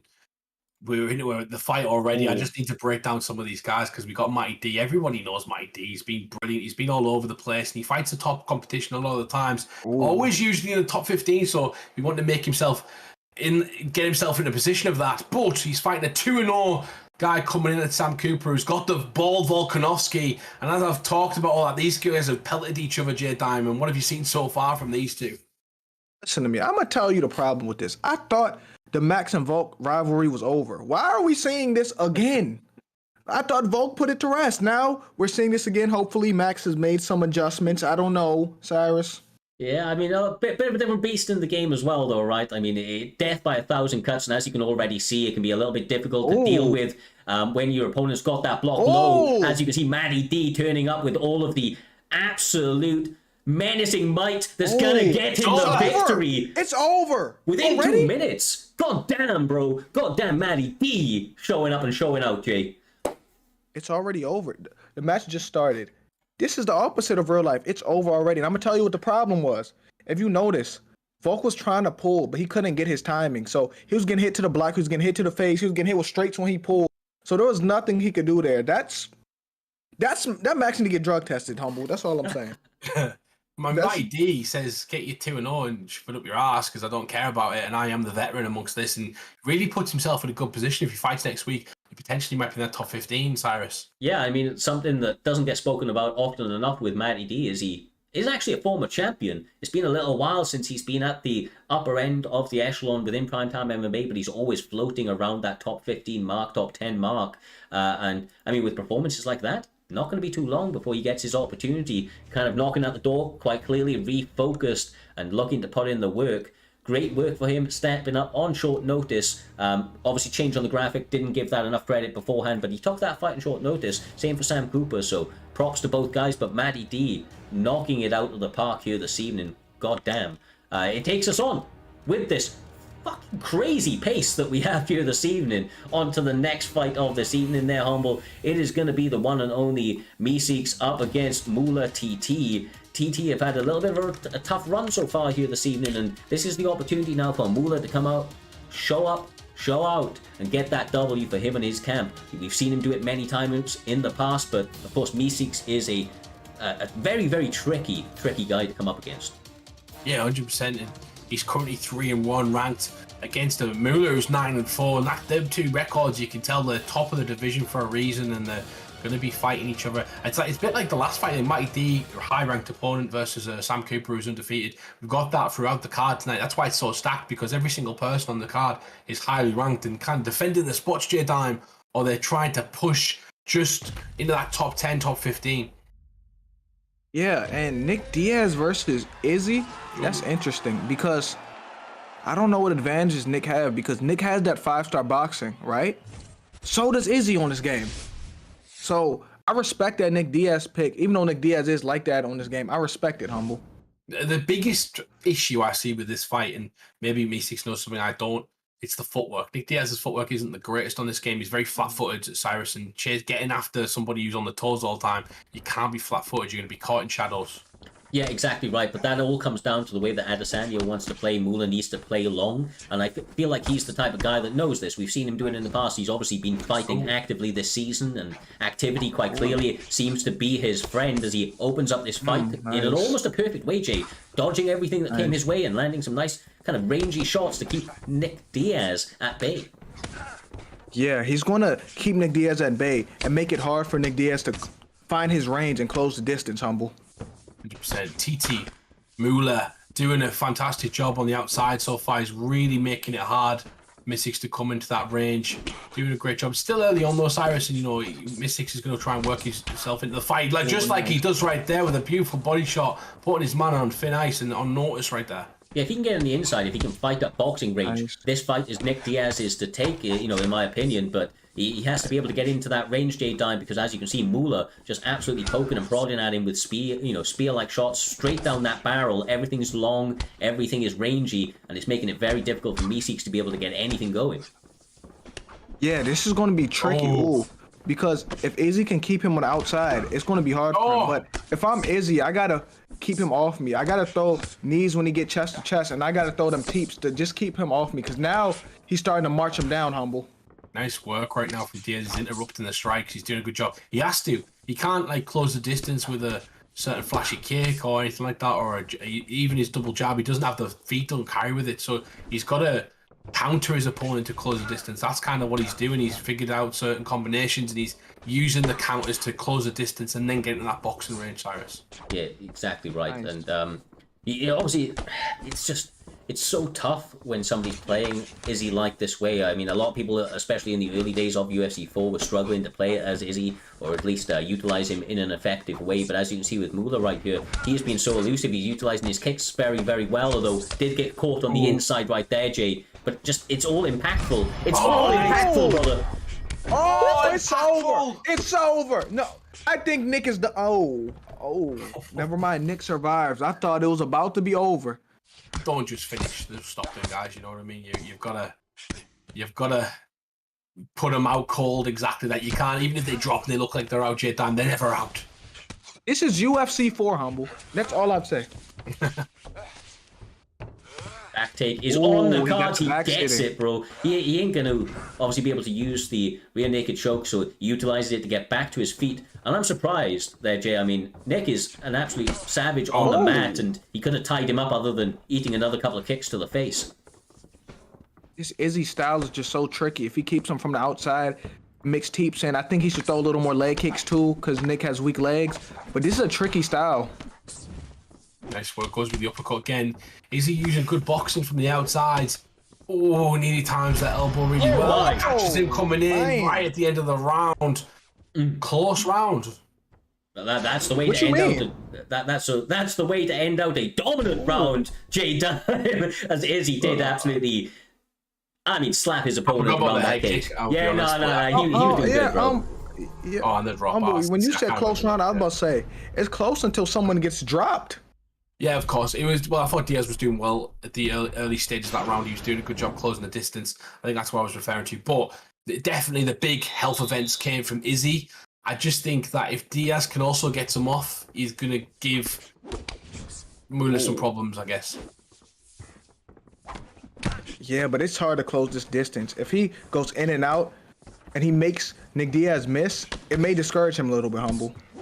Yeah, and he, like I said earlier on as well, he's trying to close the distance with counters, so it's... Oh, jeez. We in the Matrix. Slow motion. He's throwing certain combinations after the counters trying to do it, and obviously that's not going to help as well. That's sort of a little bit like they had slightly there. And when he does that, Mula just has to switch the combination, which Cyrus will be unpredictable. Yeah, honestly, Mula right now is just, he's very, very much impressing me. He is having a stand-up performance, doing himself and TT very, very proud. Has to be careful not to get carried away. Little things like that, J-Dime, even though it looked good for the moment and he did not get punished, Diaz could really let go when he's kicking that close. And, you know, obviously it doesn't take too many to compromise that chin. He didn't get punished because Nick Diaz didn't unload the hook. He would have got punished because he threw that in boxing range. Exactly, yeah. Oh, nice. Set it up. Nice work, goes to the body again. Oh, he fakes it. Doesn't throw it, Mule. He's testing it there, trying to set up that combination beautifully, Cyrus. You know he's come for the fake head kick. Yeah, he's trying to make reads. He maybe seen his opponent was ducking in the early animation, cancelled it very nicely. But that's what we were talking about a moment ago there, J-Dime. Kicking on the inside, Meeseeks capitalizing with that lead hook. A couple more of those, and he could really, really have Mula's kind of momentum kind of left in the dust. I'm gonna tell you what I want Izzy to do. I want him to throw that straight and then throw the question mark kick drifting to his left. You can't give him the advice, J-Dime. What? No, I'm joking. But Mula's doing a good job as it is. I think he's starting to catch his opponent quite a bit. It's just picking the times to throw the kick, Cyrus. You know, when you're throwing your kicks and your opponent's kind of pressing forward, you've got to make sure it pushes them back. And you know, you can land box combinations as they're going backwards and throw more kicks. But you can't do it as they get past that initial kick and get in the pocket. Yeah, I mean, one of the things, right, I'm seeing from Meeseeks is that he is obviously a dangerous, dangerous man. He's done really subtle things like little subtle side steps as he's getting the teeps from Mula and the like. I just want to see him start to go first, J-Dime. I want to see him use that jab. The Diaz brothers are known for their volume and working behind that jab. And he's doing a little bit right now. And when he does, when he's going first, that block is disappearing. And of course, he has Mula behind those black lines in a little bit of a worrying position. Oh, he catches him. Oh, yeah, you're right. You said it right. In the warning position, he may put him out. He may. Nick, the comeback kid, no. Izzy said it's not over yet. Jesus, he does a good job. Slips the head movement as well. You've got him hunting and pressing now. Beautiful work goes to the body. Push kick down the middle, just gets filled. Oh, this is more like it. Okay. Ooh. Taking risks, both guys, Cyrus. Yeah, Nick Diaz coming out here trying to answer back after some early adversity. Almost zombie-like in the way that he's able to press forward and take damage, but Moolah, man, after, getting flurried for a moment, it's almost like it awoken the inner beast there, Jay Diamond. He came out absolutely flying with some hellacious combinations, was able to get a couple of them landing and get a health event of his own with that big spin kick to the body. Listen to me. That was the most Diaz round ever. He lost the first round. He was getting dropped a few times. A part of this round, he was getting beat up. Then he turns around and almost finishes Izzy. I thought he was going to put it away. That's the most Diaz thing to happen, Humble.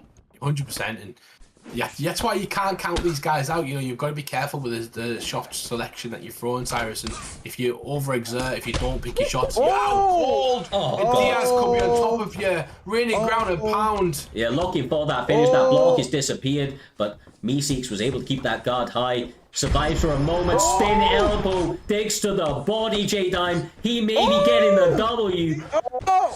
What the hell? This is a good fight. This is a crazy fight. It started off with Izzy dropping him first round, but Nick has picked it up, and now Nick looks like he's trying to get him out of there. This is close. As Nick takes more risks as well, and he tries to press his opponent, it's going to leave openings Ula to kind of land some tricky strikes off, and that's what we're seeing right now, Cyrus. Yeah, exactly. Oh my god, he utilized just a little bit too much head movement. He's got him injured. He's got him hurt, looking for the killer blow. Tried it. Oh, that's it. That's it, brother. No way he survives this. If he survives this. How? How does he do it? He's Nick fucking Diaz, Cyrus. He's off his back and he's one of the best. You don't finish a Diaz. It doesn't happen. Only Josh Thompson. Oh, here we go.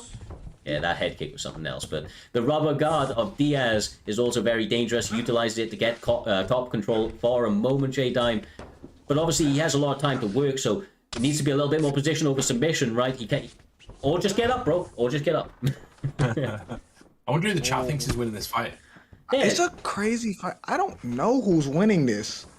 Let us know in the chat if you have any inclination of who you think is winning. There's 2 minutes potentially left on this clock if they're not able to separate one another from each other's consciousness, so to speak. They're humble, but they're obviously rightfully a little bit more reserved at this stage, right? Because the damage is so high, the cardio is compromised, and it doesn't take too much to turn those lights out at this point. Yeah, it doesn't. And there's 1 minute 40 seconds left. There we go. I was about to say I'm waiting for the. That was incredible. Hey, he threw the question mark kick. He ended it with the question mark kick. He was waiting and waiting, and as soon as the guy lost the stamina and threw a three-piece combination, he unleashed the beast. That's respect. He threw that question mark kick. That's respect right there too. That was a great fight. That was a beautiful combination. They should have showed the whole combo that led into it. They only showed the question mark kick. But that was. I think that's what they need to do on UC4 as well. UC5, sorry, is add a ability to show instant replays of the fight and kind of go back through it, Cyrus, and look at different angles and whatever. That'd be really cool for people who make content. But anyway, and ourselves. But it was a fantastic showing from both guys. Fortiez did really well, Cyrus, but that combination at the end stole the show. Yeah, I mean, Moolah, man, just like I said, you want to take the judges out of it. He put the cherry on top with that one right there of an already fantastic performance. A tough one where adversity was definitely overcome. And, I mean, look, that man's on to bigger and brighter things. I believe the first W for TT here this evening.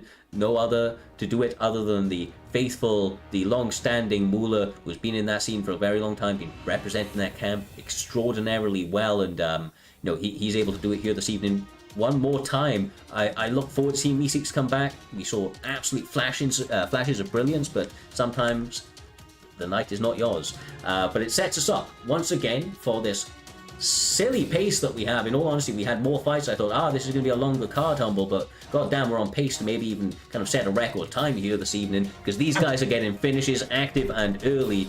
We're going to see two guys that are known for getting finishes in a very, very fast fashion in Vex Pabs up against Def Jam. I always say his name wrong, but Pabs, you know the guy I'm on about. Here they are, brother. Yeah, we know. Well, we know. I'm pretty sure he fought last night, I think it was, and he fought somebody in short notice. I'm 100% sure he did, and he was top 16 last night, but he got beaten. I believe he's now 3-1, and Def Jam is actually 3-0 at number 11 in the division. So Pabs kind of fought an underrated guy last night, and obviously he's going to move down the division when he does so. But when he's going to fight Def Jam, he's got the exact same position as the guy who fought him. He's going to be able to elevate himself back it up into the top 15, J-Dime. Bit of a yo-yo weekend for him. Yeah. This is going to be a great fight, and you see the record. It's 5-0, but like we always say, that shit does not matter. It does not mean anything, because we seen someone that was 1-12 against a guy, and he ended up whooping him. That was a long time ago, Humble, but it was like the 10 only and 1, fights, yeah, 10-1. Yeah. The only fights that matter is the fights in prime time. Exactly right, brother. Exactly right. We don't know what these records are from. Could have been OWC, right, where there is a full array of different tools that are available to you. Could have been in sparring, of course. Could have been at the beginning of UFC 4. We don't know, but like you say, the bright lights often bring out a different sort of performance from these competitors, for the better or for the worse. That pressure, as you said, can make diamonds, Jay, but these picks, they are serious. They're going to be coming in looking for that finish very, very early. They have a lot of first-round knockouts on their resume over the seasons, and I think that they're going to be aiming for another one here this evening. Yeah, this should be a great fight right here, and they should be very familiar with each other as well. Yeah, definitely. And, you know, with that record, you can see 99% of people picking Pabs to win this fight, and that's an interesting sort of... We've seen two already, J-Dime. We've seen two massive upsets already on the card early on this night, and this could be another one. The record, obviously, for Def Jam is 3-0. Pabs is 3-1. In prime time so far, Def Jam has not stepped a foot wrong. Nice. Right now, Connor's doing his... Ooh, Jorge responds. Yeah, every single shot that either one of these guys lands is absolutely impactful. You can see it just, you know, kind of hitting the head back like a bit of a pest dispenser. But Pabs trying to take the center of the cage, fighting with the traditional Beck sort of style. They are pressure heavy, as we saw from Matty D, who has been representing them as of recently, or at least will be over in the ESFL side of the community. He's coming out. This seems to be a kind of a hallmark of what they bring to the table here, Humble, and you can see Masvidal trying to make adjustments to it early, but easier said than done.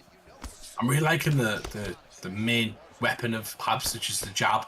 It's really set up absolutely everything. He's mixing things up, and he's also throwing off-rhythm shots. He's cancelling shots when he needs to, when his opponent just steps out of range. He's really aware of his surroundings, but beautiful work from Def Jam.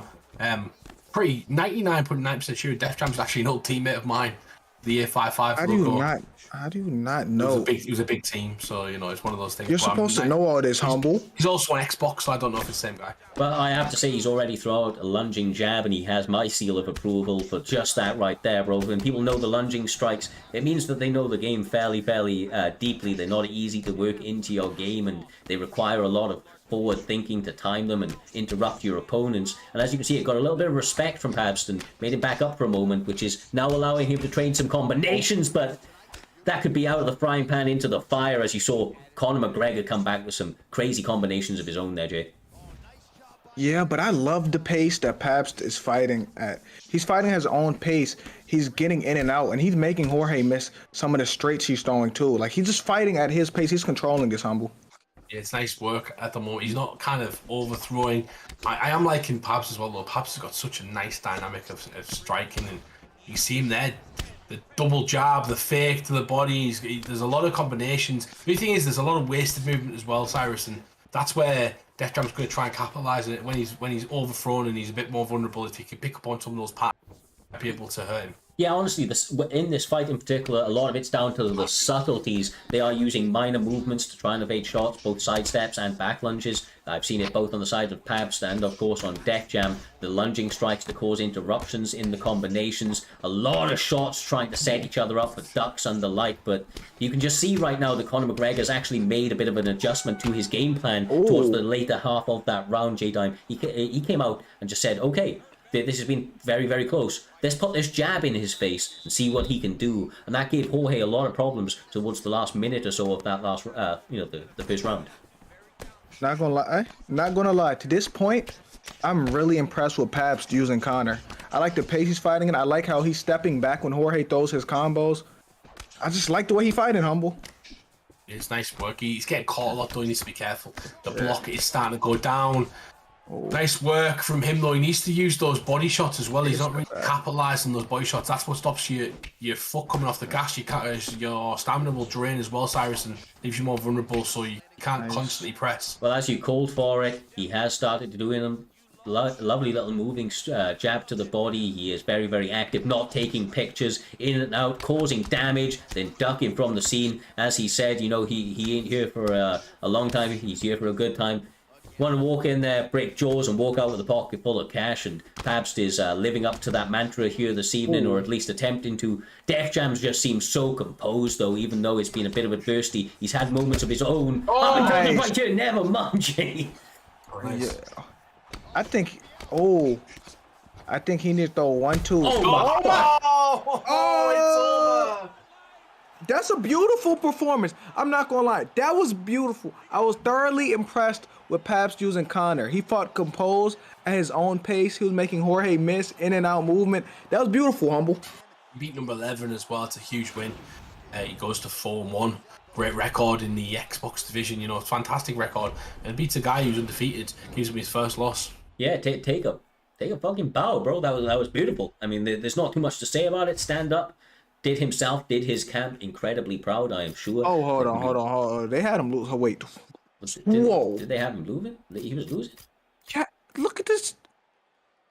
Bro, he was losing that. Okay, the 2 significant strikes. Bro, that's madness. We ain't even going to talk about it. That's why you don't leave it go to the judges, J-Time. That's why you don't leave it go to the judges, bro. That is why you don't leave it go to the judges, for sure. They were going to rob him in plain sight. Well, Mr. Humbledink, another crazy fight in the history books, propels us on to the next one. It is going to be one of the low-key kind of stand-up fights this evening. Potentially has some of the writings of Fight of the Night written all over it. It is going to be the one and only Reepsy up against NM Liam. They are ready. They are raring to go. 2 fighters that we have seen a couple of times here this evening. It is going to be Dustin Poirier and Conor McGregor, this time in that lightweight division. So Dustin's actually going to be 4.5 star against the 4-star of Conor McGregor. Yeah, it's not going to mean too much because obviously the Conor McGregor power still translates, but it's going to be compared to how these guys used to fight. They both got great records of 7-2 and 7-4. Reepsy, the 7-4, looking to get his name up there. As we move up this card, these guys are going to be more higher ranked essentially, and they're going to be fighting for spots amongst that and fighting for title shots still as well. Everybody here is kind of fighting for a place still. Next week, you'll be fighting for a title if you have a good performance, Cyrus. Yeah, exactly right, brother. Exactly right. You could be getting yourself into a position to get yourself onto that Grand Prix. And obviously, as we get closer and closer to the top of this card, they may just be literally 1 fight away from actually getting the last title fight of this evening on whoever's got that come that time. But obviously, there's a lot on the stake, man. There's a lot at stake, as we move into this card. Like you said, not only is there positions potentially going into the next season, but of course you want to end out the season in a strong way, Jay. You don't want to end out on a loss going into the next season because that's a bit of a bummer, right? When there's a little bit of a break in between it. You want to go out on a high. You want to go on a big way and make sure that everybody remembers your name to start out that next season with a bit of a bang. You're 100% right. You don't want to go out the season getting your ass whooped, honestly. You want to go out with a bang, not getting banged. You know what I'm saying, Humble? You don't get banged. You don't want to get banged. You want to go out. You don't want to go out with a loss. You don't want to go out on a high, and you want to take part in the Grand Prix because the Grand Prix are the top 16 players in the division. We build these they build these things up so long. And it means so much if you can remain through your consistencies there. You're still there. And you get a shot at the title, essentially. You could become champion in the first champion of next season. Yeah, trust me, if you have never been part of those events in the past, they are an absolute spectacle of mixed martial arts on esporting kind of madness. Make sure to get involved. But right now, these guys are starting out very quick. Correct me, Humble. Is this left hook Liam? Is that what I'm seeing right here? Yeah. I thought it was. Exactly. Beautiful work. Yeah, we saw him fight last week, and he had a great performance. Obviously, you nicknamed him Left Hook Liam, and that is his name now. Yeah, That's he had a great showing, but he could go 8-2 today. 8-2. That puts you in a great position for a title shot if eventually we give him it. Well, Left Hook Liam. Yeah, he's starting out this one good there, Jay. He's got a lot of pressure. He's got Dustin pressed up behind that cage. Dustin seems to be managing it well, but I mean, it has to be a little bit concerned because right now Conor McGregor is just oozing confidence. That's one way to stop Dustin's it. gonna change it. That's what stops it. This is where Connor don't want to be. He heard you say that too. God damn, bro. That is one hell of a way to stop it. Beautiful double leg up against that cage. Puts him on the back. And, of course, this is going to slow him down. Attack that cardio there, Humble. In the early going where, of course, Conor McGregor is at his strongest. Yeah, 100%. And you can kind of take a bit of a lead. It's a 3-round fight. If you can get one of those rounds early, you're going to make him press you, and when he presses you, that's when you can capitalize on those mistakes as he comes forward recklessly. Beautiful work though from Liam to reverse it. We've seen this last time as well, J-Dime. He did this in his previous fight. He knows he can grapple, just doesn't really want to engage too much on the ground. Especially if you have Connor. Like, you may be a great grappler, but you want to be on the feet with Connor because Connor has the tools to put people away. That's where you want to be, Cyrus. Yeah, all about stamina and damage mitigation when he hit the mat with somebody like Conor McGregor, especially up against a Dustin Poirier. He did a very, very good job of, kind of maintaining both his health and his stamina and finds himself in a pretty good position coming into the last minute of this round. But they are starting to exchange here, Humble Dink, and of course, that's going to be a little bit problematic for Conor McGregor because it may impact his recovery in between rounds. Yeah, 100%. And if he can get him kind of a bit of a lead on him as well, it's going to obviously play in effect in the second or third, as you just mentioned. But Conor McGregor is dangerous all the time because of that power, so you can't let yourself slip or drop if you're wowing around. You can't lose it in these last couple of seconds because he's got the ability to steal one. Oh my, that might be it. Over. That might be it, brother. That's It's gotta be over. it. It's over. Oh, the best. Is that the best? Listen to me. The bell Just as I said, you got to be careful of Conor McGregor because he's got the ability to steal the round. We all knew it was over. Once you ducked the head, me and Cyrus it's over. That bell just saved him. Bro, yeah. Well, I mean, neither of us recognized the time for sure, but that was an opportunity of the ages. It's going to put his opponent now in a bit of a frustrated spot, and you know that a lot of the time you come out and you just want to try and get it back, Humble. You want to try and press your opponent and get it back, but that can often allow you to walk on to more damage. Yeah, you've got to be careful. That exactly what you just said there. You can't try and get it back because if you try and get it back, you walk it damage. You've got to use your footwork. You've got to use your movement. You've got to continue on with your game plan and make adjustments where they're needed. Beautiful with outside leg kick. That would be money for Dustin Poirier, but he has to be careful of the power that returns from the hands of left hand Liam, or left hook Liam, as we have coined him here, J-Dime. I feel like he's having a little bit of adversity thrown his way. He's missing a couple of shots, but he's had a lot of damage land as well, so it probably just has to be a little bit more kind of diligent about the weapons he's deciding to throw at the moment. Got to keep his composure and don't get into power exchanges with Dustin because Dustin is going to win it because of his health stats, Humble. Yeah, he's been here 1,000 times, Liam. It is Million, by the way. So Million is one of those guys. He knows. Hold on, who is Millions? Liam is Million, just so you know. So Million and Liam are the same person. Yeah. Hold on, wait. Are you serious? Yeah, same person. I didn't realize you didn't know. Sorry. That's my guy, Millions? Yeah, it's Million. Million's a great fighter, as we've always discussed as well. And wait. So Liam is Million? Yeah. What is happening? Like, wow. Bro, it's the changing of names. It's the changing of names, bro. I'm telling you, it causes all sorts of confusion. Can y'all stop changing y'all names, please? Like, what if Humble changed his name to Josh Gaming or something? Actually, not joking. Anyway, back to the fight. This has been an absolutely brilliant fight between both guys, and obviously Liam's been used. Oh my god! Why he keep throwing that? Why did he go down? Yeah, he just. There's no way Dustin just ate that off the miss head kick. That's crazy. Didn't do anything to him. Well. Nice work from Million. Yeah, he's utilising Teeps very, very well at the moment. The body work from Reepsy is continuing to be there for him, but yeah, for me right now, those leg kicks are money, bro. Like I said earlier, they just add up so quickly with Dustin. Yeah. He's kicking the shit out of his legs shit down. He is, but Dustin done survived hell. He done got put down already. I don't know how he didn't get put down by that elbow earlier. Was the shell. Oh. Lovely. Ducking again. Now we see the continued leg kick attack, trying to now work the left leg of Conor McGregor continues to go to it, but the stamina is so kind of damaged at this point. It's so low, J-Dime. I don't know if that's going to be a really valid strategy going into this third round, other than to make his opponent try to drop his block to, kind of address the leg kicks coming his way. I'm not gonna lie to you guys. I'm still right here stuck on Humble saying that's millions. I broke him, Cyrus. He's like a robot. He's like, compute. Wow. He's like, I don't know what's going on. Yeah, like now he changed his name. He's called Million because I knew because of his records. So I remember NM well as the team with Proxer and everyone, and that's where he's from. But yeah, Liam is Million, and Million is he's a Conor McGregor stan. He does really well with him. He's doing well in this fight. Both guys are fantastic. I have him 2-0 up. Nice. I don't know about you guys.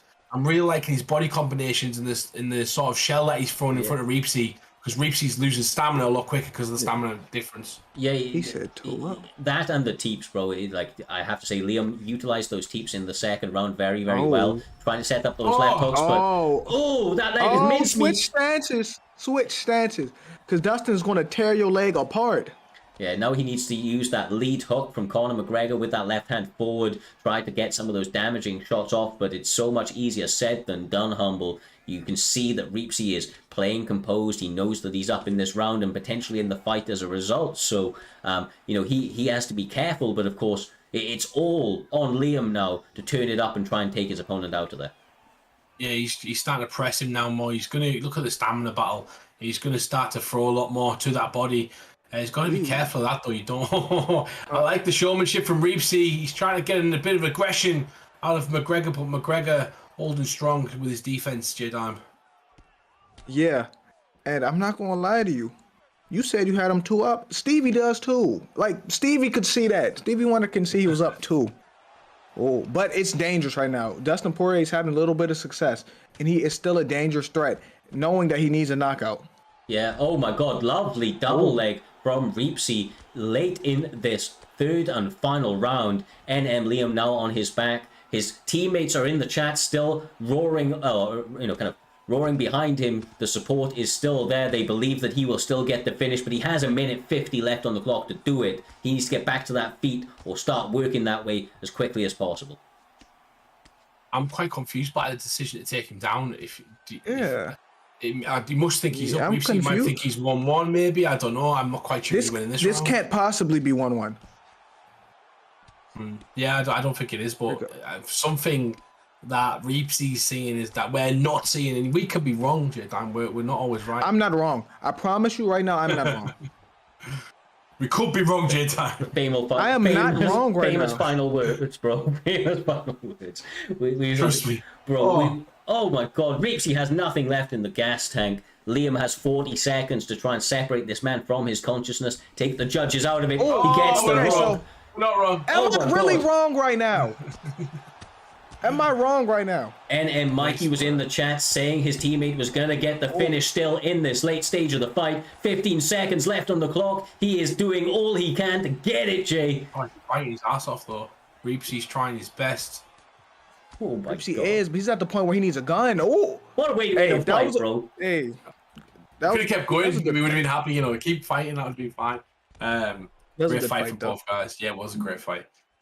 Million and then Liam, he's doing his proud. I do believe he's up. I can't say J-Dan's wrong because I think he was 2-0 up. I think I called that.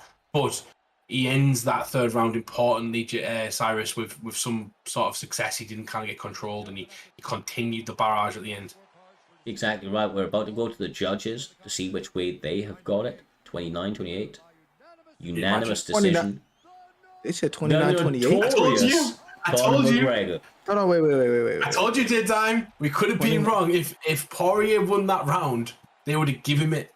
And he did start that round out very strong as well. I'm looking. Across the board as well. Yeah, of course. We're seeing the first round there. It's a round by round sport. Of course, they judge the rounds independently, but nevertheless, it was a crazy fight, an entertaining one, as we have come to expect here under the Primetime banner. That is why we give the Primetime guarantee there, Mr. Humbledink. And it's why we can say so kind of confidently that as we move into these very final fights, of course, we now are going to be having Mix-Up stepping in on short notice. Seems to have been a couple of short notice replacements here this evening. Maybe the pressure getting to some, but Mix-Up's answering that call for the S&B boys. He's going to be going up against Leaks the Great. Then setting us up into the co-main event between BFAP Jakey and FSK Jamie Bucks. An absolute barn burner in the making. And of course, the main event of this evening, Humble, between NM Smudger and B3 Sean Cokery. These guys, God, there's a reason they're at the top of this card, bro. There's a reason they're challenging for that gold. I cannot wait for these next 3 fights. They're going to be sensational. Oh, they are going to be sensational. Let's not wait, Cyrus. Let's get them up and going. But yeah, these 3 fights are fantastic, and you've got Caliber versus Leaks coming up next. That's almost like a Rockhold versus Costa, in my opinion, J Dime. That's not. Are we not getting that fight? Didn't you just say? He did not hear nothing you just said. Cyrus, did you not just say we're going to have SNB Mix-Ups? S&B Mix-Ups, that's right. He is going to be filling up against Leaks the Great. J Dime heard it because it's his favorite fighter. S&B Mix-Ups. Humble was just being deaf. He did not hear anything. He likes to talk. Sometimes he just don't want to hear nothing. It is true. It is true. Okay, well, that's the fight that we didn't get to see in real life, but we get to see here under Primetime MMA. Leon Edwards on the side of Leaks the Great, a prolific striker that believes that his hands will be enough to get the job done here this evening, Jay. But of course, he is going up against the phenom that is S&B Mix-Ups with the ever mighty rising star in Chimaev, bro. This guy is a scary force. The power, the wrestling pedigree, he has it all.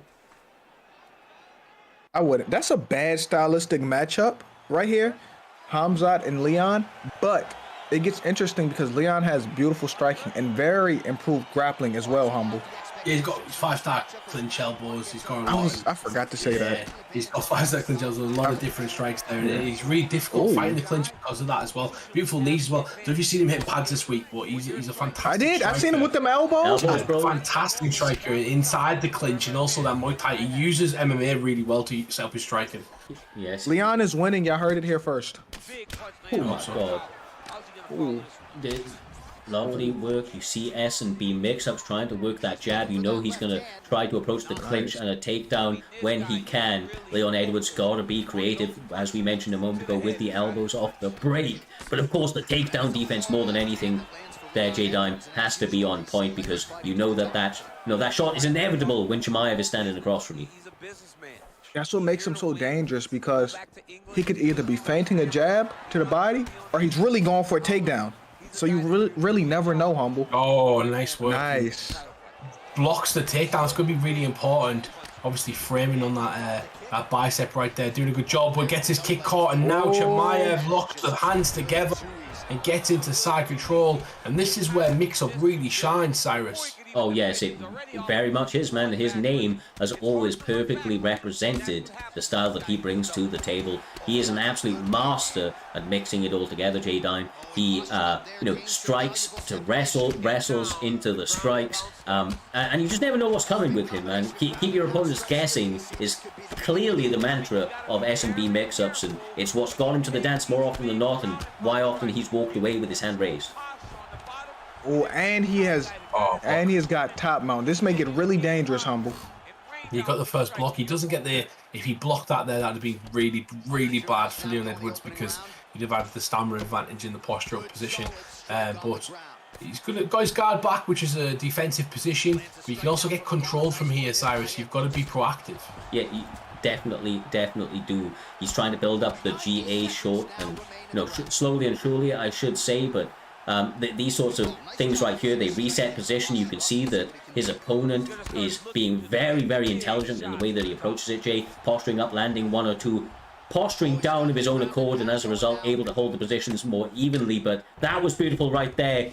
Even though he knew that his opponent, Chimaev read it. He's doing well to get up. It's just that Chimaev seems that step ahead on the mat. Yeah, and also The reason he's getting them free transitions is because he's getting the stamina advantage over Leon. Leon got to watch that stamina on the ground so Hamza doesn't get them free transitions, Humble.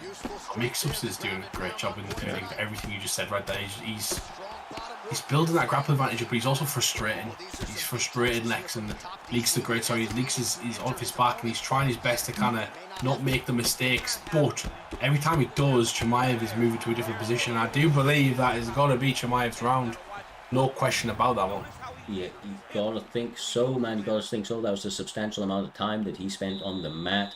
This is, of course, the second round here, right in front of us, though, and every single fucking round there, J-Dime starts standing. And this is where Leaks the Great needs to get his opponent to make some mistakes and truly look to capitalize on them, because he does not want to be in the same position that he ended the last.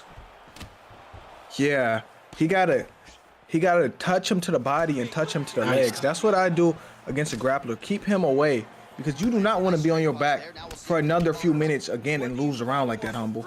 You've got to concentrate on that body work. It takes their stamina down as well. It makes it a little bit easier. Also, be wary of your position in the octagon a bit more. One of the main things grapplers use is the cage, and they also use forward pressure like you use against you. So you've got to be careful. You've got to throw feints out there, make them kind of anticipate and kind of rush a shot just like that, Cyrus, so you can block it. Yeah, exactly right, And ultimately, if I'm Leaks the Great in this position, I almost, I'm happy to trade some head health loss to, to stop the takedown, because one punch to the head is not equal to 3.5 minutes of being absolutely smashed by Chimaev. Leaks is having some success now. This is becoming his round, Humble.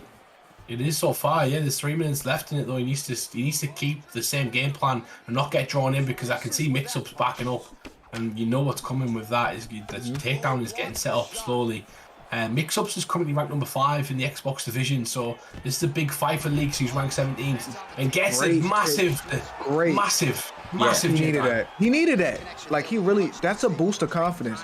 But I don't think Hamzat's going to get discouraged. He's going to shoot some more later on. Yeah, he will go back to the well on those takedowns, because it sets up his hands, as we mentioned a little bit earlier on. But in all fairness, Leaks the Great rising to this second round very, very quickly, allowing that first round to just be a thing of the past, Humble. And this is a much, much better start, or, kind of section of the fight for him, although he does eat a lovely little pull elbow from Chimaev right there.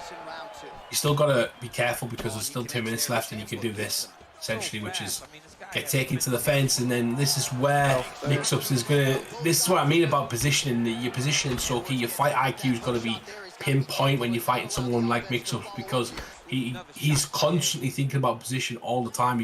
That's beautiful circling out, though, there, Cyrus. Just as I said, that Leaks proves that he's got good fight IQ as well. Yeah, he most certainly does, especially on the feet, and he's doing things like he recognizes there's a lot of slip hooks coming the way of mix-ups. He is trying to catch him with some lead hooks on the way in.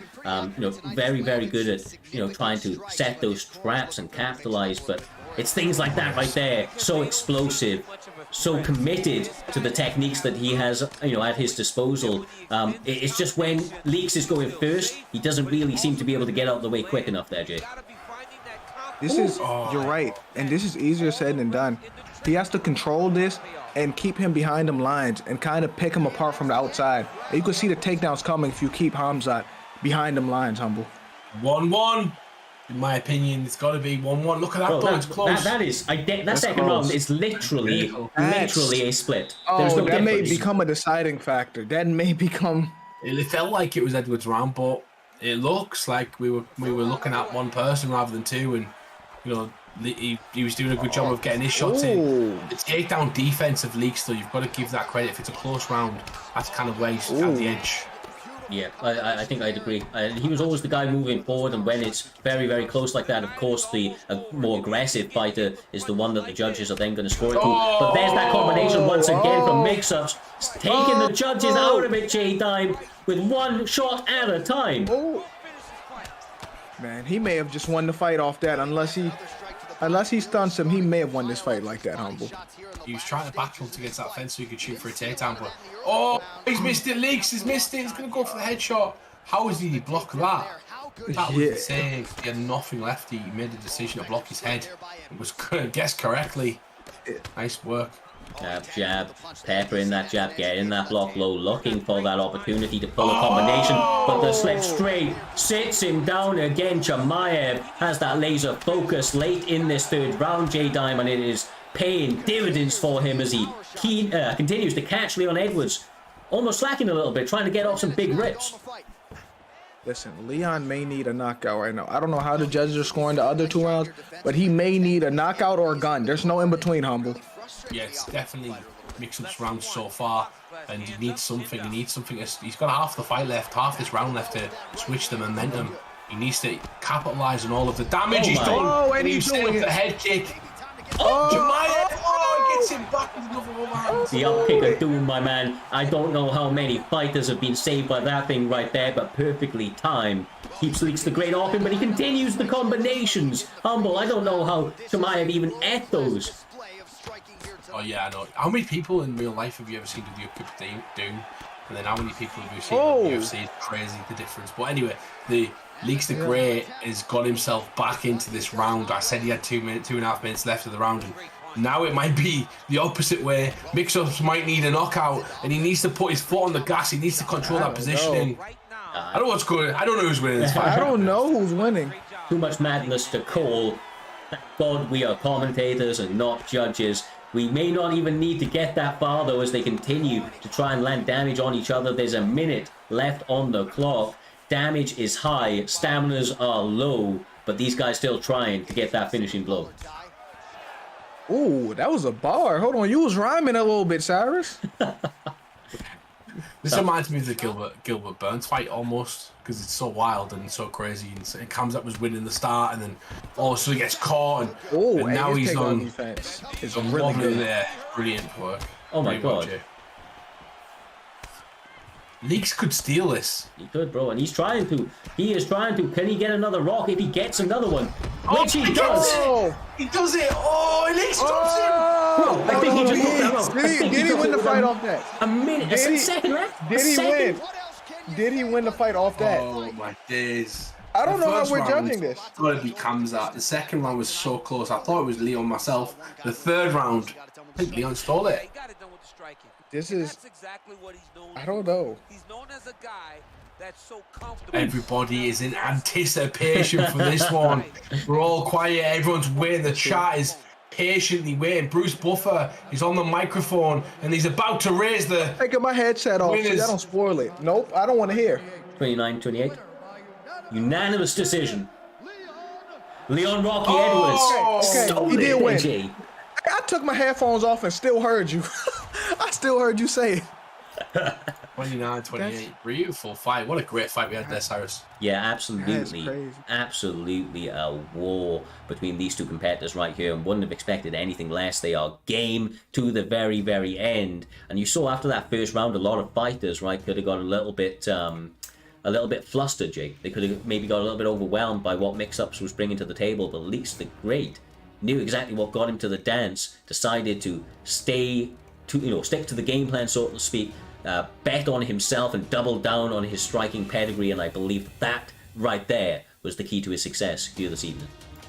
Yeah, Leaks could have easily got discouraged after that first round, but like a true champ, he kept his composure. He was still cool, calm, and collected. He knew he could get back in the fight. And to me, he won it in the last seconds because that was a close round. He almost put Hamzat out in the last seconds. That was a lot of grit, heart, and composure. And shout out to him. Yeah, 100%. Shout out to him. He managed to get over that adversity and take control of the fight, essentially. And obviously, it's not a sprint, Cyrus. It's a race. And he won that race tonight by picking his moments and realizing that he was never going to be out of it. But that will lead us on nicely, Cyrus, to our core main event of this evening. It's going to be BFAP Jakey. It's going to be fighting FSK Jamie Bucks. Both of these guys are absolutely fantastic. Jakey currently ranked number 3 in the division. You can see them fought loads of times. Jamie Bucks, we talk about him all the time. He's been through the ring. He's fought everybody. What a fight we have right now in our core main events. Yeah, I mean, these two guys very, very much need literal introduction. Two of the most kind of seasoned veterans of the esporting community. They have fought in the who's who's of promotions. They have been part of Primetime MMA for a very, very long time and come from reputable and long-standing camps within these leagues.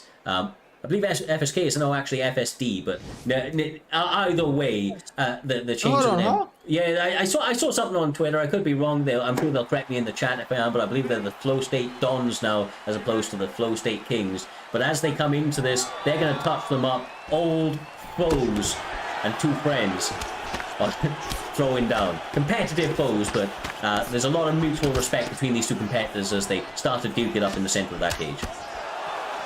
I Jose, man. Jose Aldo's a legend, man. You got the Juice Head on the left, and you got Jose Aldo, the legend. I said on this game, not in real life, Humble. I'm not a know. TJ fan in real life. I like TJ on this game though. I think TJ has to use his footwork, and because he can't let Jose touch his guard, because as we know, TJ has a really low block stat on this game. So to me, he has to use the footwork, fight from the outside, get heads, get out. You know what I'm saying, Cyrus? Yes, sir, exactly right. And we do not test for PEDs here this evening, so he is EPO'd up to the gills and looking to cause damage. Jakey B landing the left hook. He seems to be elusive, seems to be light of foot and heavy in his hands. Here, Humbleding, he has Jamie Bucks pressed against the cage, looking for opportunities back into this fight, but already the damage is starting to mount on that face of Jose Aldo. Yes, that's the pajama juice, J-Time. He's definitely on something Oh my there. God. Oh, you can tell. Juice is coming out.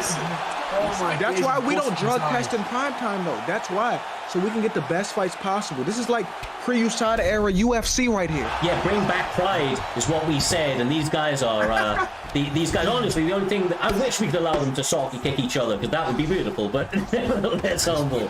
The action continues, and this is good for Jamie Bucks. He's reversed Jakey B, and he is a savage on the mat. Both guys are, but of course, being on top is half the battle when it comes to the grappling in mixed martial arts. Yeah, 100%. Jamie Bucks. He's both good on the ground, so you're going to kind of cancel each other out a bit, unless one can kind of get some denials off, get to a position where they can land some great ground and pound. But good work right there. Is he going to capitalise on that? No, he's going to get reversed, and that's the problem though, because they're both great grapplers, J-Time. It's difficult to get any offense on the ground. Yeah, but a part of me thinks he went for that backside on purpose to bait him to do that transition just so he could reverse that. A part of me thinks that's what happened just now. Oh yeah. Well, interesting to note, of course, Jakey B is a grappler turned striker, and Jamie Bucks, is a striker that may have to turn into a grappler to get his hand raised here this evening. And of course, Jakey B looking as dialed up as ever, training with a champ in Trixie. He believes his skills are now at another level, and he's looking to showcase that here this evening in a very visible spot, J-Time, co-main event, and he is having a fucking crazy performance thus far.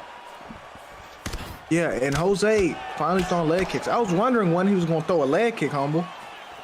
Yeah, it's that he barely throws leg kicks anymore in real life. He throws. But on this game, he still got good leg kicks though. On this game. Oh yeah, he definitely does 100%. But the boxing combinations of Aldo are brilliant. The leg kicks are brilliant.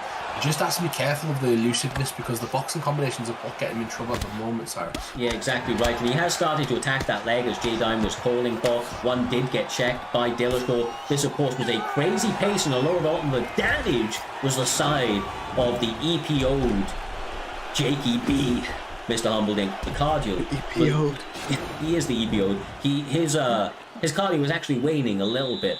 So I think that's due to the sheer volume. And this may be now where, of course, where FSD's very own Jamie Bucks looks to utilize some of that stamina advantage and turn it up on TJ Dillashaw.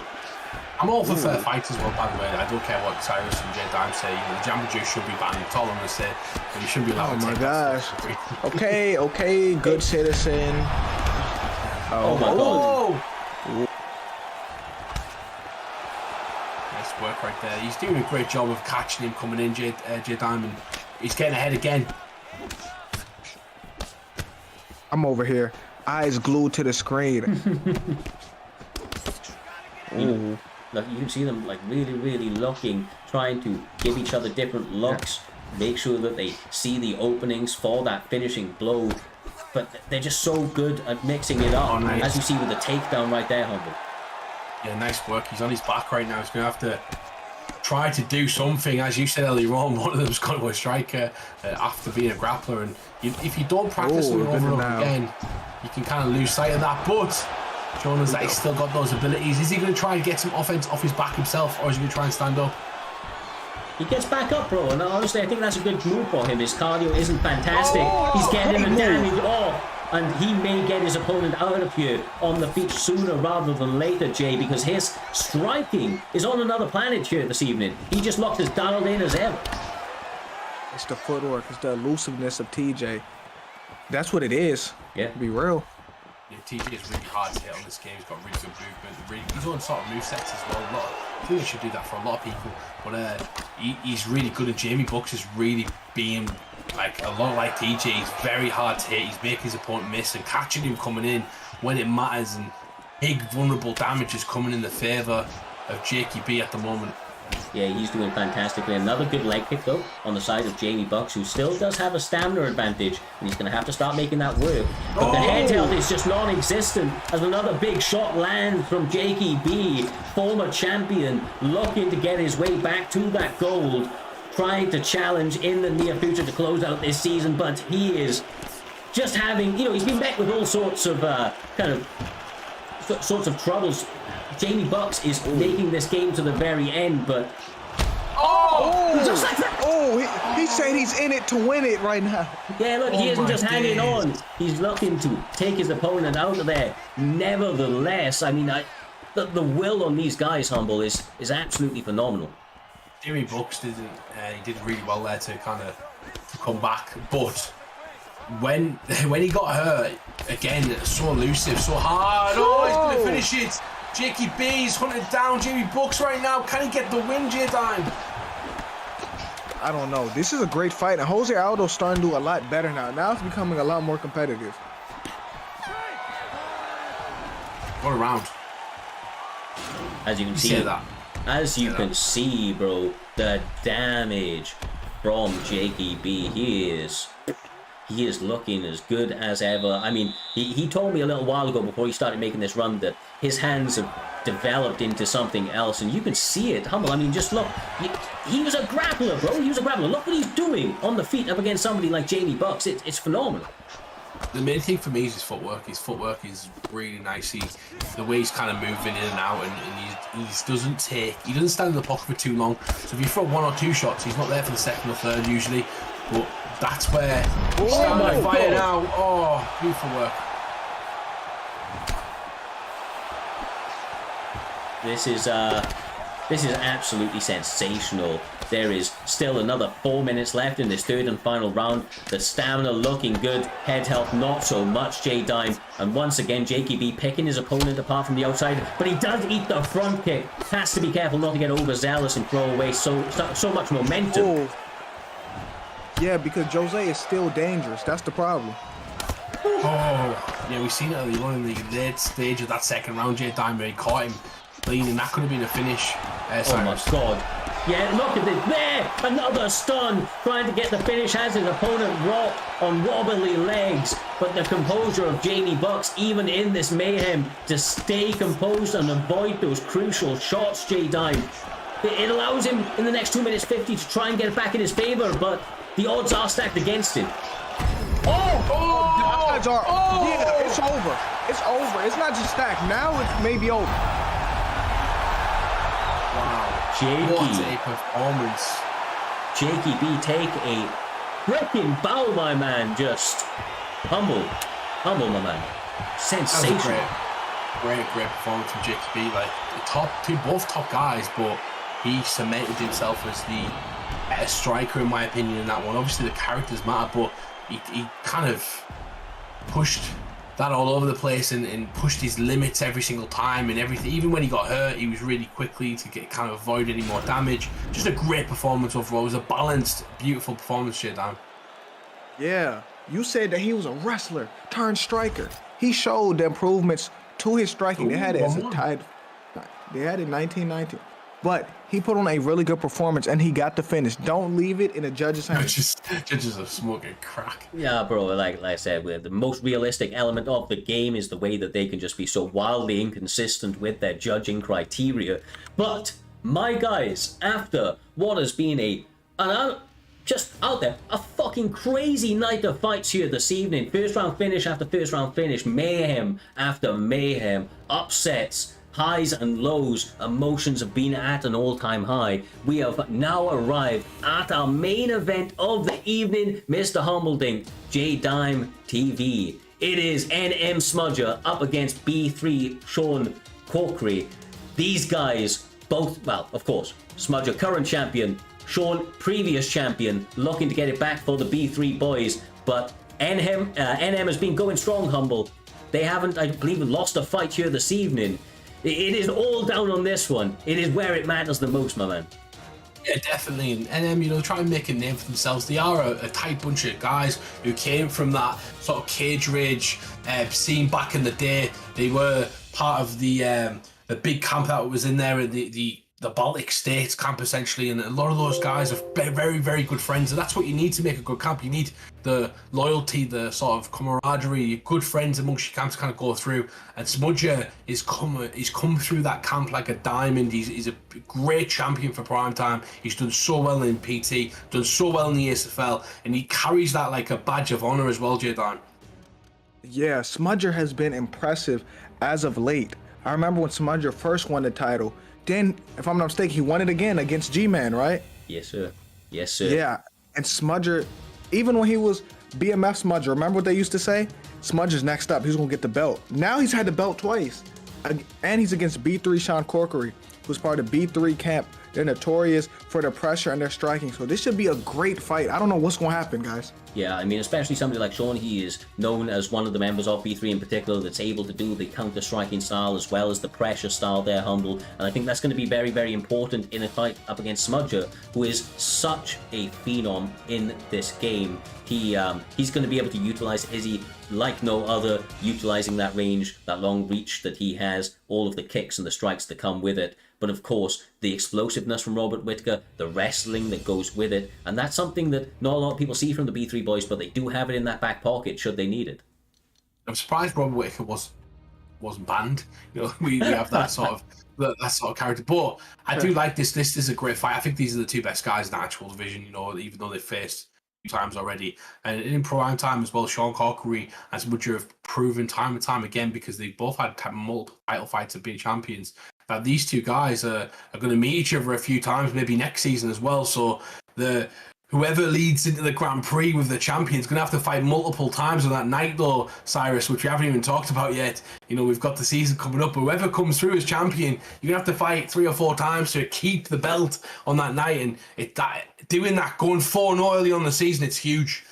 Oh, bro. Yeah, most certainly, man. There's no way, no better feeling, or so I've heard, right? Or so I've heard, than going into the Grand Prix, coming out of that thing 4-0 with that strap, everybody biting at the bit, envious of that gold that you've been able to acquire through your hard-earned kind of trials and tribulations. But he's going to need to get there. Both guys, both of these are likely to be in the Grand Prix coming, but we will find out who's going to secure that gold here this evening, Jay, as we see Sean pressuring Izzy early, trying to get the champ up against the cage and minimize some of that range and elusive movement that he has available to him. This should be an amazing fight. This is the trilogy between Izzy and Rob. And like Humble said, I'm surprised he didn't ban Rob Whittaker. That's like the Pewter Yan of welterweight on this game, Humble. Yeah, you'd expect it, but it doesn't matter. He's got to deal with it now. I know Smudger likes to use Izzy as well. He's someone that he's always used, and he gets dirty if he needs to, Cyrus. That's really important. You can't be scared to kind of get dirty and use some knees and teeps and all of the all the nasty shit that you need to do to kind of fight like Izzy. Yeah, and especially because if you're Izzy, you want to be fighting at range, and a lot of the guys that you're going to be fighting are going to be trying to craft that distance. What is a good kind of technique to try and stop that forward momentum? That is that knee down the center, J-Dime, along with a couple of straights and elbows to go into the mix. Obviously, mixing that all together can give your opponents a lot of problem and make them second guess that step forward. But although that may be the case for many fighters, the B3 boys know no other way. Forward momentum and hands gets them their W's more often than not. Yeah, he got to watch out. You gotta watch out for Robert Whittaker power, because that scares me when he land them punches, Humble.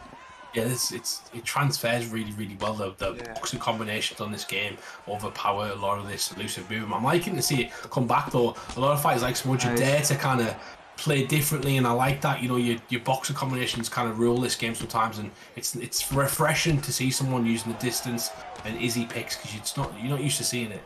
Yeah, exactly right. Mate, I know that Izzy is going to be fighting on the back foot for the majority of this, but I just feel like he continues to get pressed behind those black lines a little bit too often. The kicks are actually coming the way of Whittaker that is causing the most damage, or at least landing at the highest volume, J-Dime. Smudger seems to be playing second fiddle right now, and that's going to be a little bit concerning for the champ, although he does have the composure of an absolute savage, man. He is as cool as they come. Yeah, it is, but remember last week, he kind of gave up the first round so he can make reads. Then the second round, he started doing his thing. Sometimes you got to understand it's a 5-round fight. You have that first round to make reads, Humble.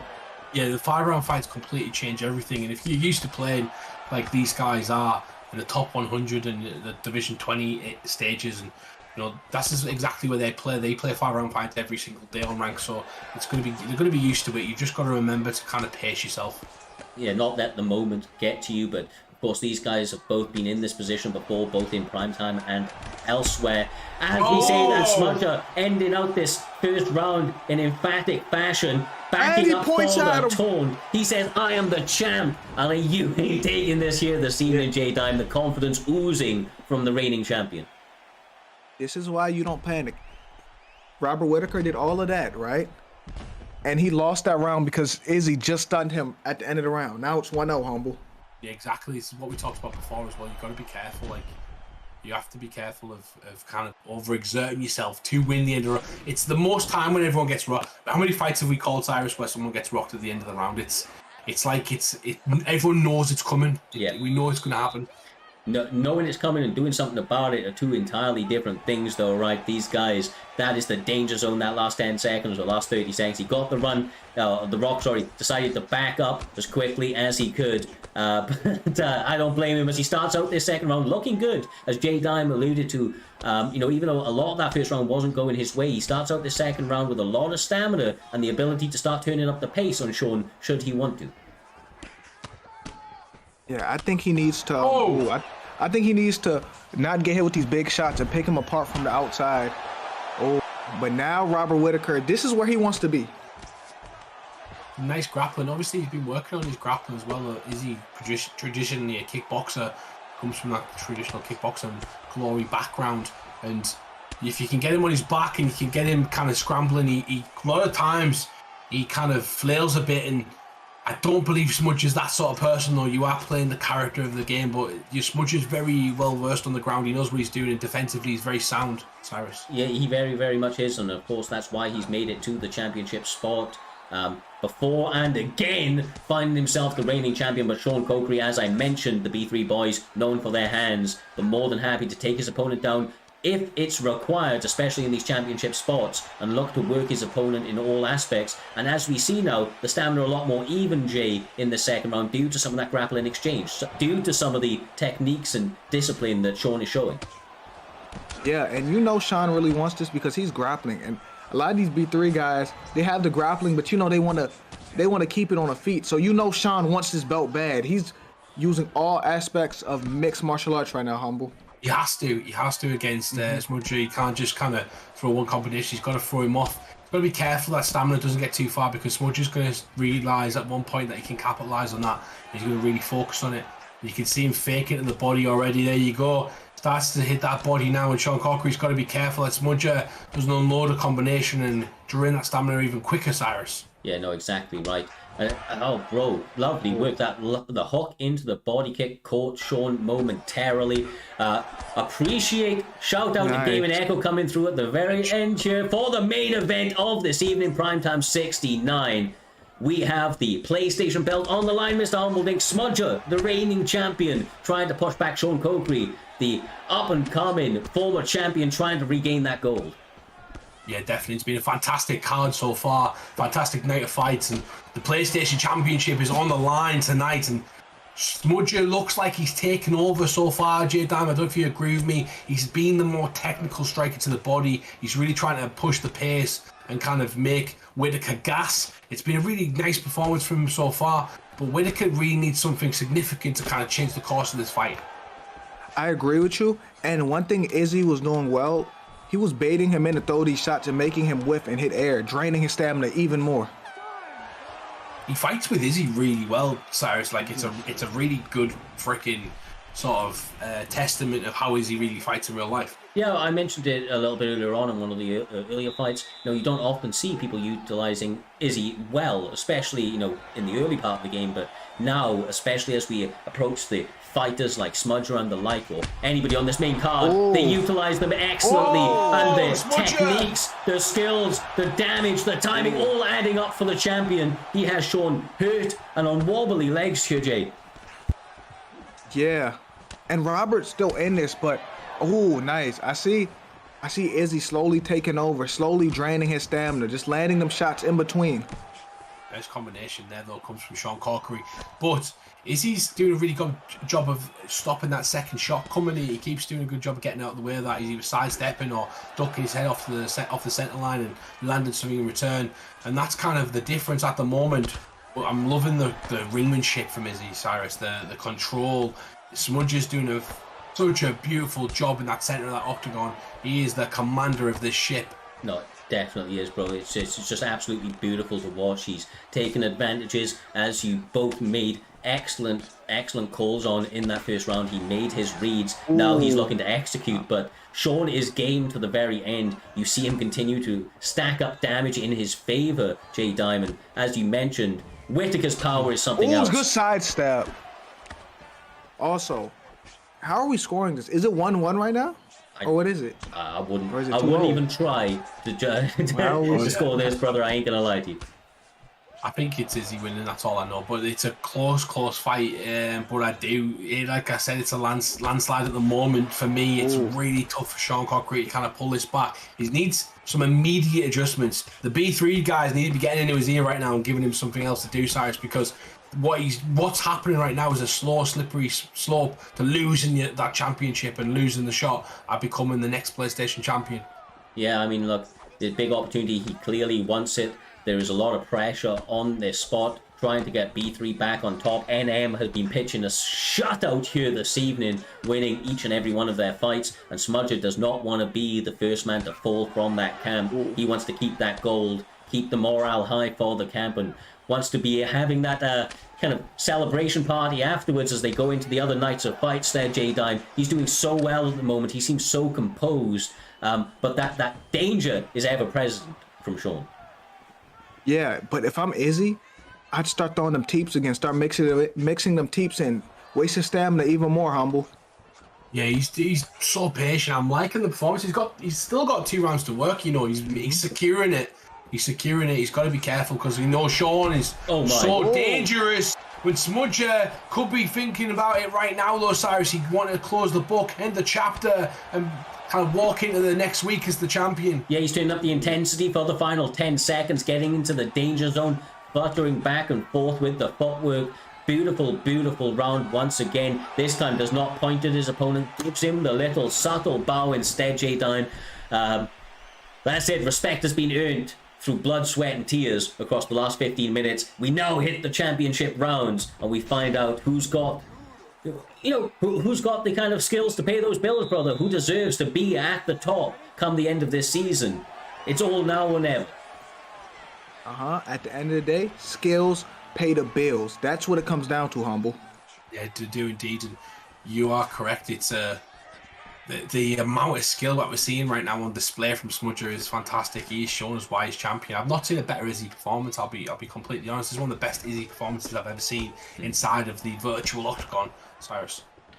It certainly is. We saw a good performance from an Izzy earlier on this evening with that question with Moolah, but of course Smudger doing it at this point, doing it in this main event of this evening. He is mitigating all of the damage that is seemingly coming his way, or for the most part getting out of the way, but always just in that range to instantly come back with combinations of his own. And he just has Sean in a pretty punishing spot at this point, doing so well to kind of stay in control and not overextend himself. Ooh. Yeah, you're right. And Sean is not doing much damage to Izzy right now. Izzy's getting hit occasionally, but he's not getting hit with no shots that will really do nothing. Izzy's doing a good job getting out the way of that hook, Humble. Yeah, and he's picking his moments to land big shots as well. Blowing smoke, obviously, to the champion's way, because he's doing such a good job so far, but Whittaker really needs something significant to turn the tide of this fight. It's the 4th round. Sean doesn't want to go out losing a decision this one, or losing late. He wants to either go on his shield now. You know, he's got to get himself a chance. He's got to give himself a chance that 5th round if it does go to Paris. Exactly right, brother. Exactly right. You know, it's one of those ones he's just got to pick his moments to explode. He's almost got to do the old Ramiro in this position, J-Dime. Look for those opportunities, kind of play past him, and then all of a sudden unleash with that explosive athleticism that Robert Whittaker has. Problem is Izzy's making him miss a lot of them shots. Yeah. Can't catch him. Can't. It's easy. Yeah. It's easy to say you can Yeah. catch something, but you try and catch him out. It's not easy. You know, you can't catch something that's moving so much, and Izzy's constantly moving. And the main reason for this is the positioning. Smudger is constantly holding the center of the octagon. He's alluding to space. He's making people. He's like Houdini. He's putting a little bit of a shadow in front of you, and you're thinking you can hit it, and then getting out the way and countering and draining Sean Cochrane's stamina. It's a beautiful performance. 55 seconds left in the 4th round. Championship rounds are now well and truly on their way, J-Dime. Not a lot of time, brother. Not a lot of time, but they continue to make it work. Very intelligently picking at each other, trying to capitalize and stack on the damage. It's just such a narrow margin of error between these two guys. Yeah, but Robert Whittaker's still missing. Look at the stamina difference between them right now, going into the 5th, Humble. I want to see the Smudger kind of try and take over this fight now and really try to damage his opponent, because he's got the stamina down. He's damaged him a few times. He hasn't put his foot on the gas yet to finish him. He might not have to, Cyrus, but you know, as a champion, you want to kind of cement the finishing rate essentially and keep that high. Yeah, he definitely does, but he may be a little bit wary. I can see the NM boys in the chat making a very, very good point that his block is starting to suffer. And although some of those shots are missing, the ones that are landing with the damage of Robert Whittaker are quite clearly having an effect. So potentially a little bit of risk management there, J-Dime, but of course, like Humble has said, when you're that, you know, when you're the champion, you do not want the judges to be really part of it, even if you think you're ahead. That is not the way that, if you're going to lose the belt or win it, that you want to do it. Yeah, but Izzy, I see why Izzy hasn't come forward. He probably don't want to take that risk, but at the same time, maybe you should put on a show. Maybe he should come forward. There we go. There we go, Humble. He's got the extra stamina to do so now as well, and he's going to not have, like, Sean's not going to have a lot of combinations. He's going to have to catch him clean, essentially. Ooh. But as you can see, even with the block at its full extension, one hook literally obliterated it, and some of that bleeds through onto him. Almost catches him ducking into an uppercut. Zigs when he should zag, or pulls when he should not. 3 minutes 40 on the clock, Humble. All to play for. This is the PlayStation Gold on the line, and these guys are fighting like it, brother. Lots and lots of bragging rights, lots of honors at display. It's not easy to win this thing, as you can see, my man, as you can see.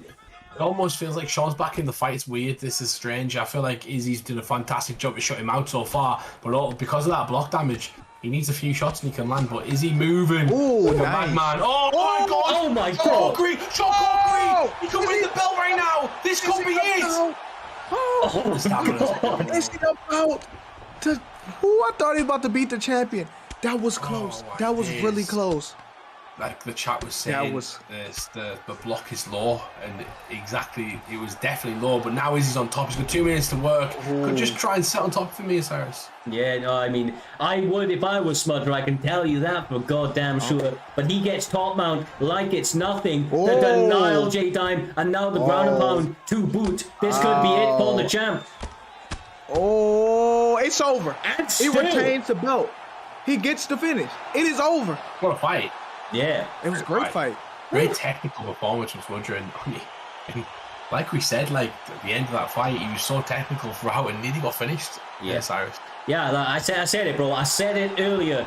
Sean Corkery, he is a fucking phenom. That guy with the B3 boys, they are game to the goddamn end. He almost got the finish, but ultimately following his opponent to the floor is what got him reversed. J-Dime, that's down the deficit, made it very hard for him to stop his opponent, kind of almost doing what he wanted once he got the reversal, advancing to that top mount, and the ground and pound inevitably was all that was needed to get that finish.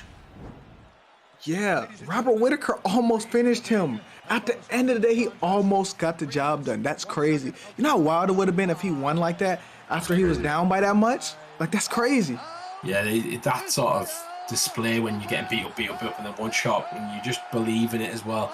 Could have been it, but the stamina, credit to Smudger because he drained that stamina of Sean Corkery, and if Sean Corkery had a few more shots, then we could be champion right now, and we could be crowning a new PlayStation champ, Cyrus. Yeah, I mean, look, he almost got it back. Sean almost got it back, and I know that he isn't gonna. Bro, that was 38-38. That was 38-38. Wait, what? 38-38. Wait, something's happened in that new update. Something has happened in that new update. There is too many inconsistencies with the judging to say that something's not changed in that update, because that is crazy. I know it was a close fight. So the round 3 definitely Smudgers. Round 1 and 2 I would almost give to Sean, to be honest with you. And no. Round 1, he got stunned. Remember? Yeah, he got the stun, but we saw that in the last fight, my man, where he got the stun. But the overwhelming majority of the round went to the other guy, and that seems to be the way the judges are scoring. I'm telling you, the judges suck, is what I'm telling you. I disagree. That's what I'm telling you. No disrespect to Sean as well, because Sean fought a great fight. I just felt like, look at that. I feel like the damage is to the damage is even in favor round of Smudger. Even round one. That's round 2. definitely his round. That's Sean. So say 3-1.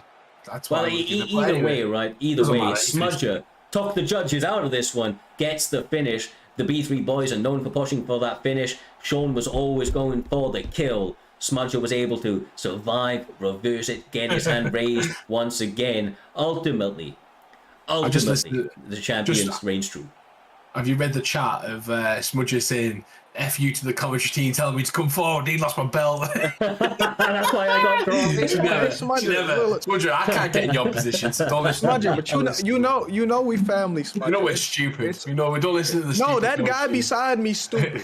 My fault, wrong hand. That guy on that other side is stupid.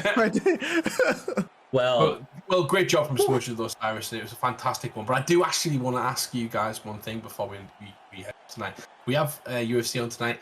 What are your picks for the 3 main fights tonight, guys? We have Aldo versus Makhachev, we have Luke Rockhold versus Costa, and we have the main event of Usman versus Rocky. What do you think, J-Dime? Who do you pick for that? Hey, Leon Edwards is going to shock the world. That's one. You heard it here from Dime first. That's one. Yeah. And the next? That's Luke and Paulo Costa? Yeah. Okay, so I think Paulo Costa going to win, but I want Luke to win. Because here's the thing. Luke is going to be winning until he gets caught because Luke recovery's not there. Of course. Okay, so who we got next? Aldo versus Merab. Yeah. It looked like Jose Aldo had a horrible weight cut. I seen him on the scale. But with that being said, he's similar to Marlon Moraes, and he's a lot better than Marlon Moraes. And I got Jose Aldo. Yeah. Oh, Merab. Oh, yeah. It's a good point, actually. Yeah. What do you think, Cyrus? Honestly, I've got the exact same picks. Believe it or not, I would go straight down the line that I believe Leon Edwards is going to be the next British champion. He is going to finish Usman. The first fight that they had, I believe Leon Edwards had only been training mixed martial arts for approximately 4 years. Did very, very well in the grappling exchanges. Since then, has gone on an absolutely crazy spree, and has ultimately done fantastic things, working on his wrestling every step of the way. And he believes that he's ready to take that gold. I believe in him. Of course, beyond that, they're humble, Jay. I think that I never thought I'd say this, but I want Luke Rockhold to win in this fight. I never thought I'd say it, but I do. Me too. Yeah. I'll go with my 3 easy ones. Merab's going to win. Costa's going to win and Usman's going to win. Thank you guys for watching Primetime tonight. I've just turned on my countrymen, but I do think Usman's going to win that fight. Anyway. Well. Buck humble? No, I'm joking. It has been a fantastic night of fights. It has been Primetime 69. Shout out to each and every one of you supporting. It has been an absolutely mad journey throughout this season. We have one more set of fights left on this season, which is next week. It is going to be Primetime 70, I do believe, and I think it will be Fight Night 55. Until the next one, much love, stay safe, enjoy the fights here this evening, and please join the raid at the end. It can make somebody's night, and of course within a short niche community much like this, that sort of support and love goes a very, very long way. Until the next one, peace out, much love.